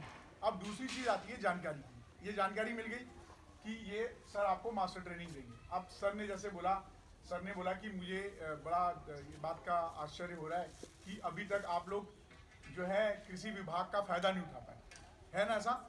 और किसी को सपना तो आ नहीं रहा, और किसी को ध्यान भी नहीं आ रहा कि क्या चीज़ है। लेकिन मेरे पास में कुछ बच्चे हैं तो जो बड़े मोबाइल यूज़ करते हो, सब अपना हाथ ऊपर करें जो बड़ा मोबाइल यूज़ करते हैं। 1 2 3 4 5 6 7 8 9 10, मतलब 10 से ज़्यादा लोग हैं, और सबका नंबर इसमें लिखा है ना। अब इस फ़ोन पे मुझे एक समस्या है, क्या आ गई समस्या? सर जो बता के गए जीवामृत, है ना, तो हम बोलते हैं कि भैया जीवामृत कैसे बनी, कैसे फोनवा भेजा, ऐसे बोला जीवामृत कैसे बनी, ये बता देगा 1000 तरीका। इस पे क्या बता देगा? 1000 तरीका। पहले तो आप खुद सीख लीजिए, और अगर जो बुजुर्ग लोग हैं उनको थोड़ा दिक्कत हो सकती है, क्योंकि भैया जब वो थे तब ये टेक्नोलॉजी नहीं थी। लेकिन वो जो लड़का बैठा है ना लाल टी शर्ट में, क्या नाम है बाबू आपका? दीनदयाल। इसके लिए जोरदार ताली बजाओ। ये बच्चा जो है यहाँ पे सबको पानी पिलाया, स्कूल भी जाता है और परिचय भी दिया आपने, परिचय भी दिया, माँ बाप की सेवा भी करता है। माँ बाप की सेवा भी करता है। शहर में माँ बाप परेशान है और किसी में ना करब कैसे बोला करब। कि खेती में निराई उड़ाई भी करते हैं। हाँ, तो अगर आप अपने घर में आपकी बेटी है, बच्ची है, बच्चे हैं, उनको अपने साथ जोड़ लें। क्या कर लें? जोड़ लें। तो आप उनको बोले भैया हमारे सामने ये समस्या आ रही है कि आने वाला मौसम कैसा रहेगा, मुझे बुआई करना है। तो मैं क्या करूंगा, उसको बोलूंगा ऐसे, देखो बहुत सिंपल सी चीजें मैं बता रहा हूँ, बहुत आसान है। आजमगढ़ में आने वाला मौसम कैसा है? कितना आसान है, ठीक है। 10 दिन का मौसम आपको यहाँ बता देगा। 10 दिन का मौसम बता देगा कि ये देखिए, दिख रहा है आपको कितना तापमान रहेगा, कितना मौसम। आपको मौसम भी पता चल गया, बच्चे ने आपको ये भी बता दिया जीवामृत कैसे बनेगा। अब इतनी सारी चीजें आपके इस फोन पे अवेलेबल है। और फोनवा से कहा हो यूट्यूब में राती के देखा जाए कुछ जो वीडियो वाला, वो डाटा जो 1 GB है ना, अगर वो अपनी जिंदगी में यूज करोगे तो पहला बार जो 500 रुपये इसका दिए ना, इससे लाखों रुपए आप कमा सकते हैं। तरीका सर ने आपको बता दिया, तरीका सर ने बता दिया, सर आपको बता दिया। अब आप दूसरा समस्या, धन्यवाद। अब कृषि विभाग, अब दूसरी समस्या आती है, ए भैया अधिकारी ना मिले तो कानून नंबर बना। अब दूसरा तरीका, मुँह से बोला क्या लिखोगे ना, क्योंकि लिखा भी ना बता दोनों लिखे। पढ़ाई लिखाई नहीं किए, इसकी मेरी गलती नहीं थी, हालात थे। क्योंकि उस टाइम हो सकता है कि आपके पास बहुत सारी परेशानियाँ, सामाजिक बहुत सारी चैलेंजेस हैं। अगर मैं यहाँ से लेकर भैया तक पूछूं और उस बच्चे से पूछूं तो कोई ऐसा इंसान नहीं है जिसके पास समस्या ना हो। उस बच्चे की अपनी एक समस्या होगी। तो उम्र के हिसाब समय के हमारे हमेशा समस्या रहती है, लेकिन समाधान भी उस वक्त रहता है वैकल्पिक। शर्त ये है कि क्या आप वहाँ तक पहुँच पाए। अगर वहाँ तक नहीं पहुँच पाए तो ये आपकी अपनी जिल, मतलब उसको क्या बोलते हैं, आपकी अपनी इच्छा थी कि मैं उसको खोजा नहीं। क्योंकि जब आप समस्या में आते हैं तो वकील चाहते हैं, अरे भैया वो हमको मुक्त मार डाला, अब तो क्रिमिनल केस करो। तो वकील की है, वकील की है, क्या करते हो आप, इससे पूछोगे, इससे पूछोगे, लेकिन पहुँच जाते हो कि नहीं? पहुँच जाते हो ना। तो ये जिल, ये जज्बा पैदा करना पड़ेगा कि अगर मेरी समस्या आ गई तो उसका समाधान कैसे करूँगा। लेकिन मैंने आपकी मुट्ठी में दे दिया।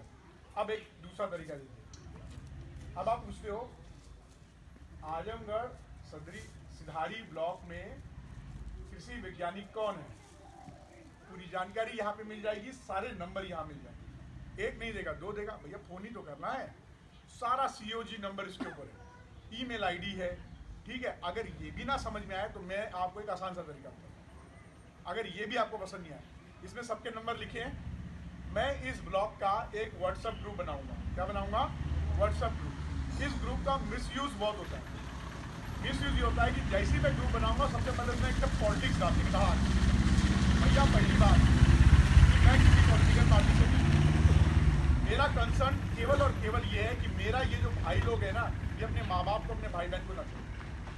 क्योंकि जब हम बाहर नौकरी करने जाते हैं सबसे पहले होता है होम से, भले हम यहाँ लड़ते हो लेकिन घर का याद आई है। और सारी जिंदगी हम ये सोच के रहते हैं कि हमारे माँ बाप कैसे हुई है, जमीन कैसे हुई है, फिर मन भर जाता है और उसके बाद घर छूट जाता है, फिर जिंदगी भर केवल याद में रहता है। और यूट्यूब और फेसबुक पे हम देखते हैं, गूगल मैप पे, कि घर कैसा दिखता है। तो मेरा ये है कि ये बच्चे लोग अगर 3 लाख रुपए जो सर बता रहे हैं यहीं रह के कमा लें तो क्या आपका घर टूटेगा? नहीं टूटेगा ना। तो जब मैं व्हाट्सएप ग्रुप बनाऊं तो उसमें आप केवल और केवल प्राकृतिक चीज़ों के ऊपर बात करें, रोजगार कैसे बढ़े, खेती से संबंधित उसके ऊपर बात करें। मैं भी एक ग्रुप बना दूंगा और आप में से ही 4-5 लोगों को मैं इसमें एडमिन बना दूंगा। क्या बना दूंगा? एडमिन। उस एडमिन के पास इतना अधिकार रहेगा कि वो और लोगों को जोड़ सके। और ये मान लीजिए कि प्राकृतिक खेती कोई जादुई चीज़ नहीं है। आप लोग किसान हो और किसान अपने आप में एक वैज्ञानिक है, एक सेल्समैन है, एक मार्केटर है और एक अच्छा इंसान है। क्योंकि शहर में चले जाओ, कोई इतना पानी और बिस्किट पिलाता है क्या? एक RO का पानी लेगा 70 रुपए की बोतल पड़ती है सर, है ना। 2 दिन उसे घर में रह जाओ, भाग जाएगा। मैं 5 दिन एक किसान के घर सेवापुरी में रहे, जहाँ का सर ने चर्चा किया, और उनकी इतनी सेवा सत्कार मिला कि हम शहर में होटल में नहीं ठहरे, हम सिर्फ किसान के बीच में। और इतना दिल अच्छा हुआ कि यार किसान का दिल इतना बड़ा है तो हम बाहर जाके क्यों किसी की हॉस्पिटैलिटी लेते हैं, क्यों हम बाहर जाते हैं। मैं खुद इतने देशों में नौकरी किया हूँ, एमिरेट्स एयरलाइंस में था, एयरक्राफ्ट मेंटेनेंस इंजीनियर, मनोवैज्ञानिक, मेरे पास टीम थी 1000 की टीम, हम लोगों ने छोटे जहाज से लेके बड़े जहाज तक, लेकिन जब मौका मिलता था तो पोडियम के अंदर स्क्रीन बड़ा करके गूगल मैप पे अपना गांव देखते थे और उस पर बहस करते थे। उस गांव को, आजमगढ़ को मैं ऐसे दिखता हूँ, अगर मैं आपके यहाँ बैठा तो मैंने आसपास पूरे यहाँ पे बैठ के मैं वही कर रहा था कि आसपास कितने इलाके हैं, मैं ऊपर से सैटेलाइट से देख रहा था। और इतना दिल लगा रहता था कि हम वहाँ जाते थे और देखते थे कि बच्चे रोते हैं जो यहाँ से मजदूरी करने के लिए जाते हैं और वहाँ जाके एक कमरे में 10-10, 20-20 लोग रहते हैं। अरबाब बोलते हैं, मिडिल ईस्ट में मैनेजर को अरबाब बोलते हैं। कोई है यहाँ पे सऊदी का? नहीं है। यूके में आपको क्लास ऑफ सिटीजन बोलते हैं, ब्लडी इंडियन, ठीक है। वहां पे रेसिस्ट कमेंट करते हैं, काले हैं। वो आपको दुर्व्यवहार चाहिए कि हाँ इज्जत से कमा के अपना खाना व्यवहार चाहिए? बोलिए।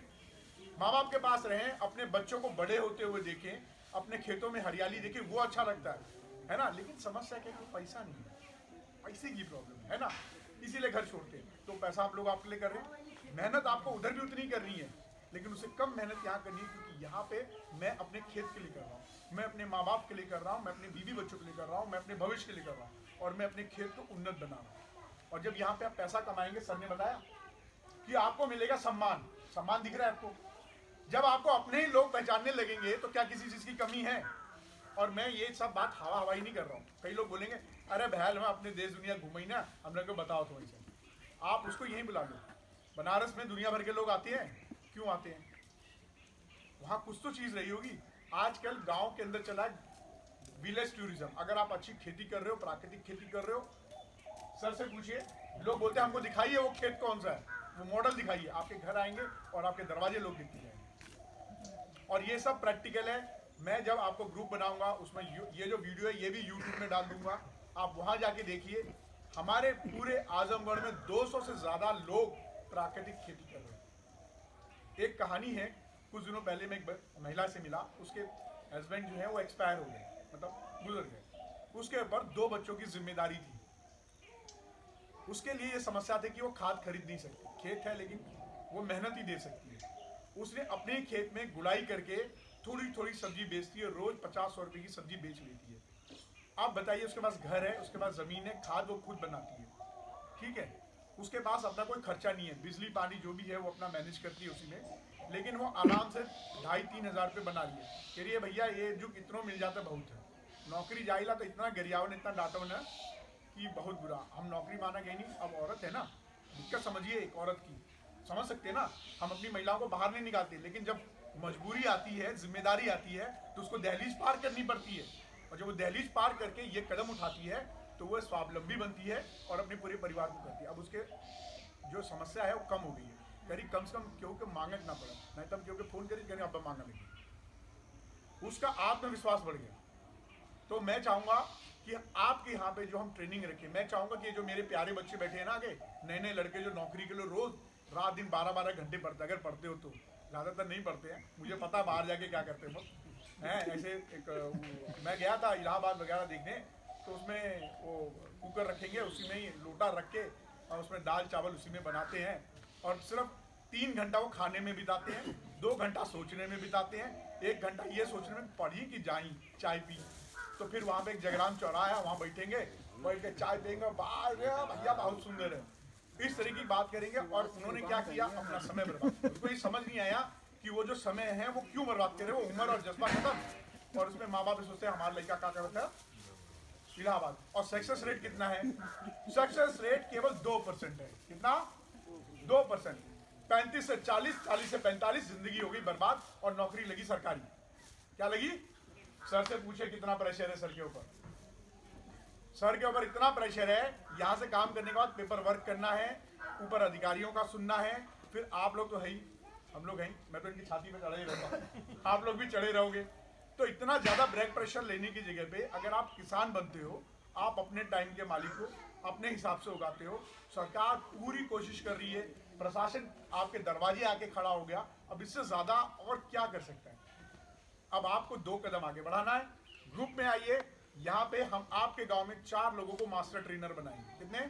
4 लोगों को। और उनका दायित्व है कि वो अटेदारी पटदारी छोड़कर, दोस्ती दुश्मनी छोड़कर, गांव बिरादर छोड़कर, एक आत्मीयता के भाव से, एक राष्ट्र के भाव से ये सोचे कि मैं एक ऐसा काम कर रहा हूँ जिससे हमारा खेत उत्पन्न होगा, उन्नत होगा, हम सब उन्नत होंगे और मिलकर एक बेहतरीन राष्ट्र बनाएंगे। तो क्या मेरा आना यहाँ सार्थक हो पाएगा? हो पाएगा कि नहीं हो पाएगा? नहीं, आवाज नहीं आई, लगता आप लोगों को सहमत नहीं हो पाएगा। आप अपने बच्चों को मोटिवेट करेंगे कि वो आए और सीखें। वो 10 साल वहां देंगे, सिर्फ 1 साल यहाँ देंगे तो वो एक आदमी बन जाएंगे और आपको कहते हुए कहेगा कि मेरा किसान उन्नत है, मेरे किसान के पास टाई कोट और गाड़ी है, मेरे किसान का बच्चा एक वैज्ञानिक है, मेरा एक किसान वैज्ञानिक है। आप बोल पाएंगे ना, और सरकार पूरा सपोर्ट देगा। तो अगर आप लोग सहमत हो तो जोरदार ताली मारे और रैली करें। इन लोगों ने एंट्री नहीं की, प्लीज इसमें एंट्री कर देना, है ना, इसमें एंट्री जरूर कर देना, ठीक है सर? धन्यवाद सर।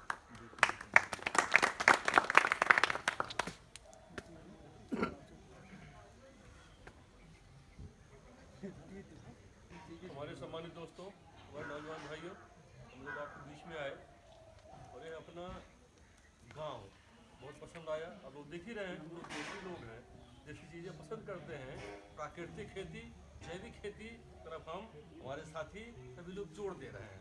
दोस्तों, हम बताना चाहेंगे, आप लोग जानते होंगे, हमारे बड़े भाई लोग जानते होंगे कि कुछ दिन पहले अपने देश का नारा था जय जवान जय किसान। अब उसमें नारा जोड़ दिया गया है कि जय जवान जय किसान जय विज्ञान। जय विज्ञान अपने खेती बाड़ी में, अपने रोज की दिनचर्या में, अपने बच्चों के परवरिश में, पीढ़ियों का भविष्य बनाने में हर एक जगह है। जो जय विज्ञान है, जय कृषि विज्ञान केंद्र है, जो नई नई तकनीकें हमारी आपके बीच में आ रही हैं, उनके बारे में हम जागरूक हों, उनको अपने खेतों में, खलिहानों में, परिवार में, बच्चों में लागू करें हम, तब जाकर के हम लोग अपने इस विकासशील देश को आगे बढ़ा करके विकसित देश बना पाएंगे। इसके पहले जब मैं खड़ा हुआ तो चर्चा कर रहा था बीमारियां कैसे समाज में हमारे आ रही हैं। 2-3 कारण, एक तो ज़्यादा रासायनिक खादों का प्रयोग, रासायनिक खरपतवारनाशी, कीटनाशी, रोगनाशी, और भी भाई महेंद्र जी बताए हैं कि जो हम लोग विदेशी गायें पाल रहे हैं, विदेशी गायें जैसी होलिस्टीन, अब लोग जाने दोस्तों कि जितने भी इनके छिद्र हैं, इन गायों के जितने भी छिद्र हैं, हर छिद्र से उनके मीथेन गैस निकलती है। जहाँ गायों का पालन होता है तो परिवार भी पीड़ित होता है, और उसी मीथेन वाले गुण के नाते विदेशी इनके जो दूध होता है, दूध जाने दूध में प्रोटीन पाई जाती है, जिसको केसीन प्रोटीन कहते हैं। अब लोग सभी लोग सीकड़, सोने सीकड़, चांदी सीकड़ देखे ही होंगे, जैसे सीकड़ हम लोग पहनते हैं, ऐसे केसीन प्रोटीन एक सीकड़ के रूप में होती है। उसमें जो 69 यानी 69 नंबर की जो गुड़िया होती है, वो काफ़ी बड़े साइज की होती है। जो भी विदेशी गाय का दूध प्रयोग करता है, वो विदेशी गाय के दूध के नाते ही ब्लड प्रेशर, शुगर, बढ़ की बीमारी, नाम नहीं लेते हैं लोग, कैंसर, ये चीज़ें हमारे समाज में आ रही हैं। तो यह है जो अभी तक हम लोगों ने विदेशी कल्चर अपना लिया है, वो दोस्तों हमारे भविष्य के लिए, हमारी पीढ़ी के लिए, हमारे समाज के लिए तो बिल्कुल ठीक नहीं है। कुछ दिन पहले एक महाराजगंज ब्लॉक में गाँव है पारायणपुर, वहाँ मैं गया हुआ था और तमाम भाई हमारे बैठे हुए थे। एक सिंह साहब थे, वो बहुत बढ़िया चीज़ बोले, मैं आपके बीच में उसको जरूर कहना चाहता हूँ। कहने साहब, कोरोना बीत गई, आपसे भेंट होती है, हमें बहुत अच्छा लगे। कोरोना में के बचल के चल गए, ये पता नहीं चलत है। और हम लोग गाँव वाले फंडा निकाल रही है, फंडा एसी वाले गई न, एसी में जो रहने वाले लोग हैं, एसी वाले गई न, देसी वाले बच गए। तो देसी व्यवस्था से रहता है, मिट्टी से अपने जुड़ा रहता है, प्रकृति से अपने जुड़ा रहता है, खेत बागवानी से अपने जुड़ा रहता है, बचा हुआ है। जितने आराम तरफ जिंदगी जी रहा है, जितने आराम तरफ जिंदगी एसी में बैठ के जी रहा है, वो लोग कोरोना में प्रभावित हो गए और चले गए। अभी दोस्तों कल सुबह हम शहर में ही रहते हैं, वहाँ तमाम लोग हमारे पास आए, बातचीत हो रही थी, प्राइवेट टीचर भी एक आए, मजवान सड़क रहने वाले हैं, वो लगे हमसे पूछने, कहने साहब आपसे अच्छी अच्छी बातें होती रहती हैं, पारिवारिक, सामाजिक, देश दुनिया की, कुछ निजी चीज़ पूछना चाहते हैं। हम क्या पूछो? तो कहे कि हम ये पूछना चाहते हैं, हम चाहते कभी हम बूढ़े ही ना हो, कुछ होगा तो बताओ आप वैज्ञानिक हो। तो मैंने उनको बताया दोस्तों, मैंने बताया, मैंने कहा देखिए इसका बहुत बढ़िया रास्ता है कि जो हमारे पेड़ पौधे हैं, हमारे फूल पत्तियाँ हैं, साग सब्जियाँ हैं, मिट्टी हमारी है, अपने प्रकृति से, अपने पर्यावरण से, अपने फसलों से, अपने फूल पत्तों से जुड़े रहेंगे। जितने पौधों से आप जुड़े रहेंगे, उतने ताजी ऑक्सीजन लेंगे आप अपने आप को।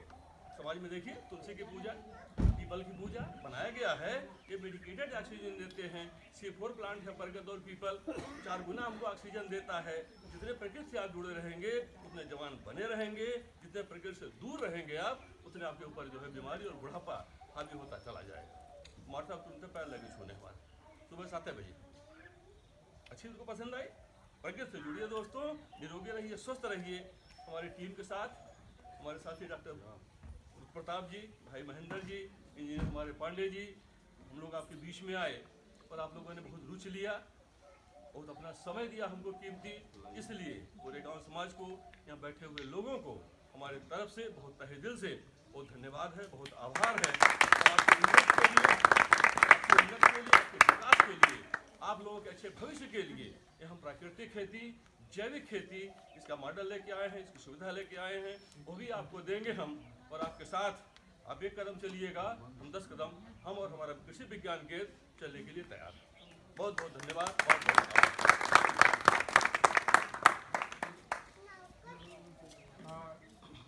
एक छोटा सा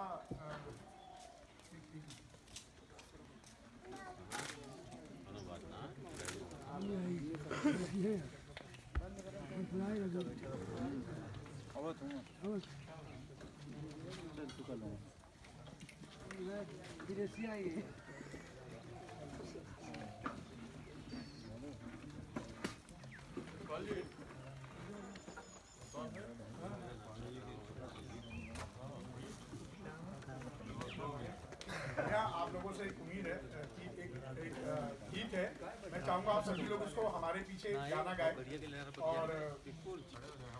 नहीं, आप तो बैठ के गाएंगे, ताली बजाते हुए। हम लोग खड़े रहेंगे सिर्फ एक आदमी, बाकी लोग बैठ के कर लेंगे, है ना। बस 1 सेकंड मैं थोड़ा सा एक अटेंडेंस लगा दूँ। बस 1 सेकंड, वो गाना है, महेंद्र जी बोलेंगे, मैं गाऊँ तो आप लोग मेरा सुर बैठता नहीं है, ये सुर पकड़ लेंगे। चलिए हम शुरू कर रहे हैं। आप लोग धीरे धीरे हमारे पीछे गाइएगा।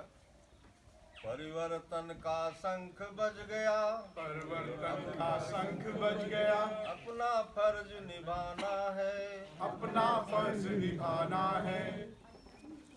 गोपालन संवर्धन करके, गोपालन संवर्धन करके उन्नत राष्ट्र बनाना है, उन्नत राष्ट्र बनाना है। छोड़ दिया जब गोपालन, छोड़ दिया जब गोपालन, दशा हमारी हीन हुई, दशा हमारी हीन हुई। गौ माता की दुर्गति हो गई, गौ माता की दुर्गति हो गई। उर्वत धरती छीण हुई, उर्वर धरती छीण हुई। हुआ प्रदूषित अन्न वायु जल, हुआ प्रदूषित अन्न वायु जल। मिलकर उसे बचाना है, मिलकर उसे बचाना है। गोपालन संवर्धन करके, गौपालन संवर्धन करके उन्नत राष्ट्र बनाना है, उन्नत राष्ट्र बनाना है। कहते हैं गौ माता की जय, कहते हैं गौ माता की जय। पर विक्रय कर कत्ल किया, पर विक्रय कर कत्ल किया। गोवर्धन का मूल्य न समझा, गोवर्धन का मूल्य न समझा। केवल दूध का लाभ लिया, केवल दूध का लाभ लिया। आप लोग भी रिपीट करें जोर से। इसीलिए सुना हर आंगन, इसीलिए सुना है हर आंगन। फिर से उसे बचाना है, फिर से उसे बचाना है। गोपालन संवर्धन करके, गोपालन संवर्धन करके उन्नत राष्ट्र बनाना है, उन्नत राष्ट्र बनाना है। गोबर गैस प्रयोग करें आप, और मधुमक्खी भी पाले हम, और मधुमक्खी भी पाले हम। जीवामृत घन जीवामृत से, जीवामृत घन जीवामृत से। जहर मुक्त उपजाएं अन्न, जहर मुक्त उपजाएं अन्न।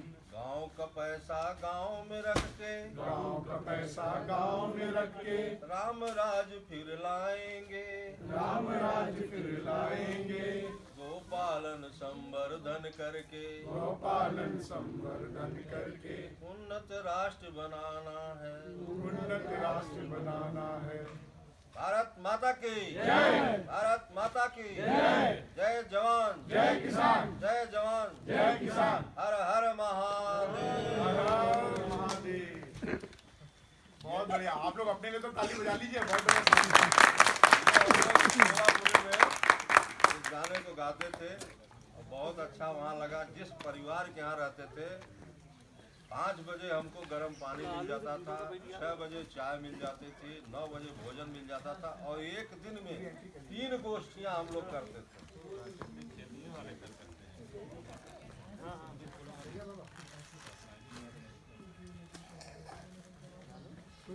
चलिए बाल गोपाल, आप मोबाइल चला लेते हो? नहीं चला, मोबाइल नहीं बड़ा वाला ना। चलिए आपका नंबर है कोई? हाँ हाँ, नंबर आप लिखा दीजिए उनके यहाँ, हम आपको जोड़ेंगे ना। आप बता दीजिए लड़के दिख रहे हैं, जितने भी लड़के हैं सब लोग जुड़ जाए। अलग अलग काम सबके लिए, कौन क्या कर सकता है। जसपाल जी का आप हैं? सारे वो लोगों का नाम करना, बच्चों का खास करके हीरो है। कहाँ गए वो जसपाल जी? जसपाल जी इधर आइए। आप सभी किसानों को ब्लॉक से जोड़िए। ब्लॉक में जितनी भी सब्सिडी आ रही है बीज की और हर चीज़ की, पेस्टिसाइड्स की, आप लोग जुड़ के लीजिए उसको। अपना खाता बैंक में खुलवाइए। प्रधानमंत्री का जो पैसा आता है किसके किसके आता है, उसको बहुत ज़्यादा करने की जरूरत है। आप जुड़ जाइए, वहाँ से लाइए। 50% में मिल जाएगा आपको सारी चीज़। आप उद्यान विभाग से जुड़िए, 100% पे आपको मिलेगा। कुछ नहीं देना है, आप प्रयास करते रहे। उद्यान विभाग से आप लहसुन लाइए, आलू में आपको 50% लगता है और उसमें जो है इसका प्याज की बेरल लाइए।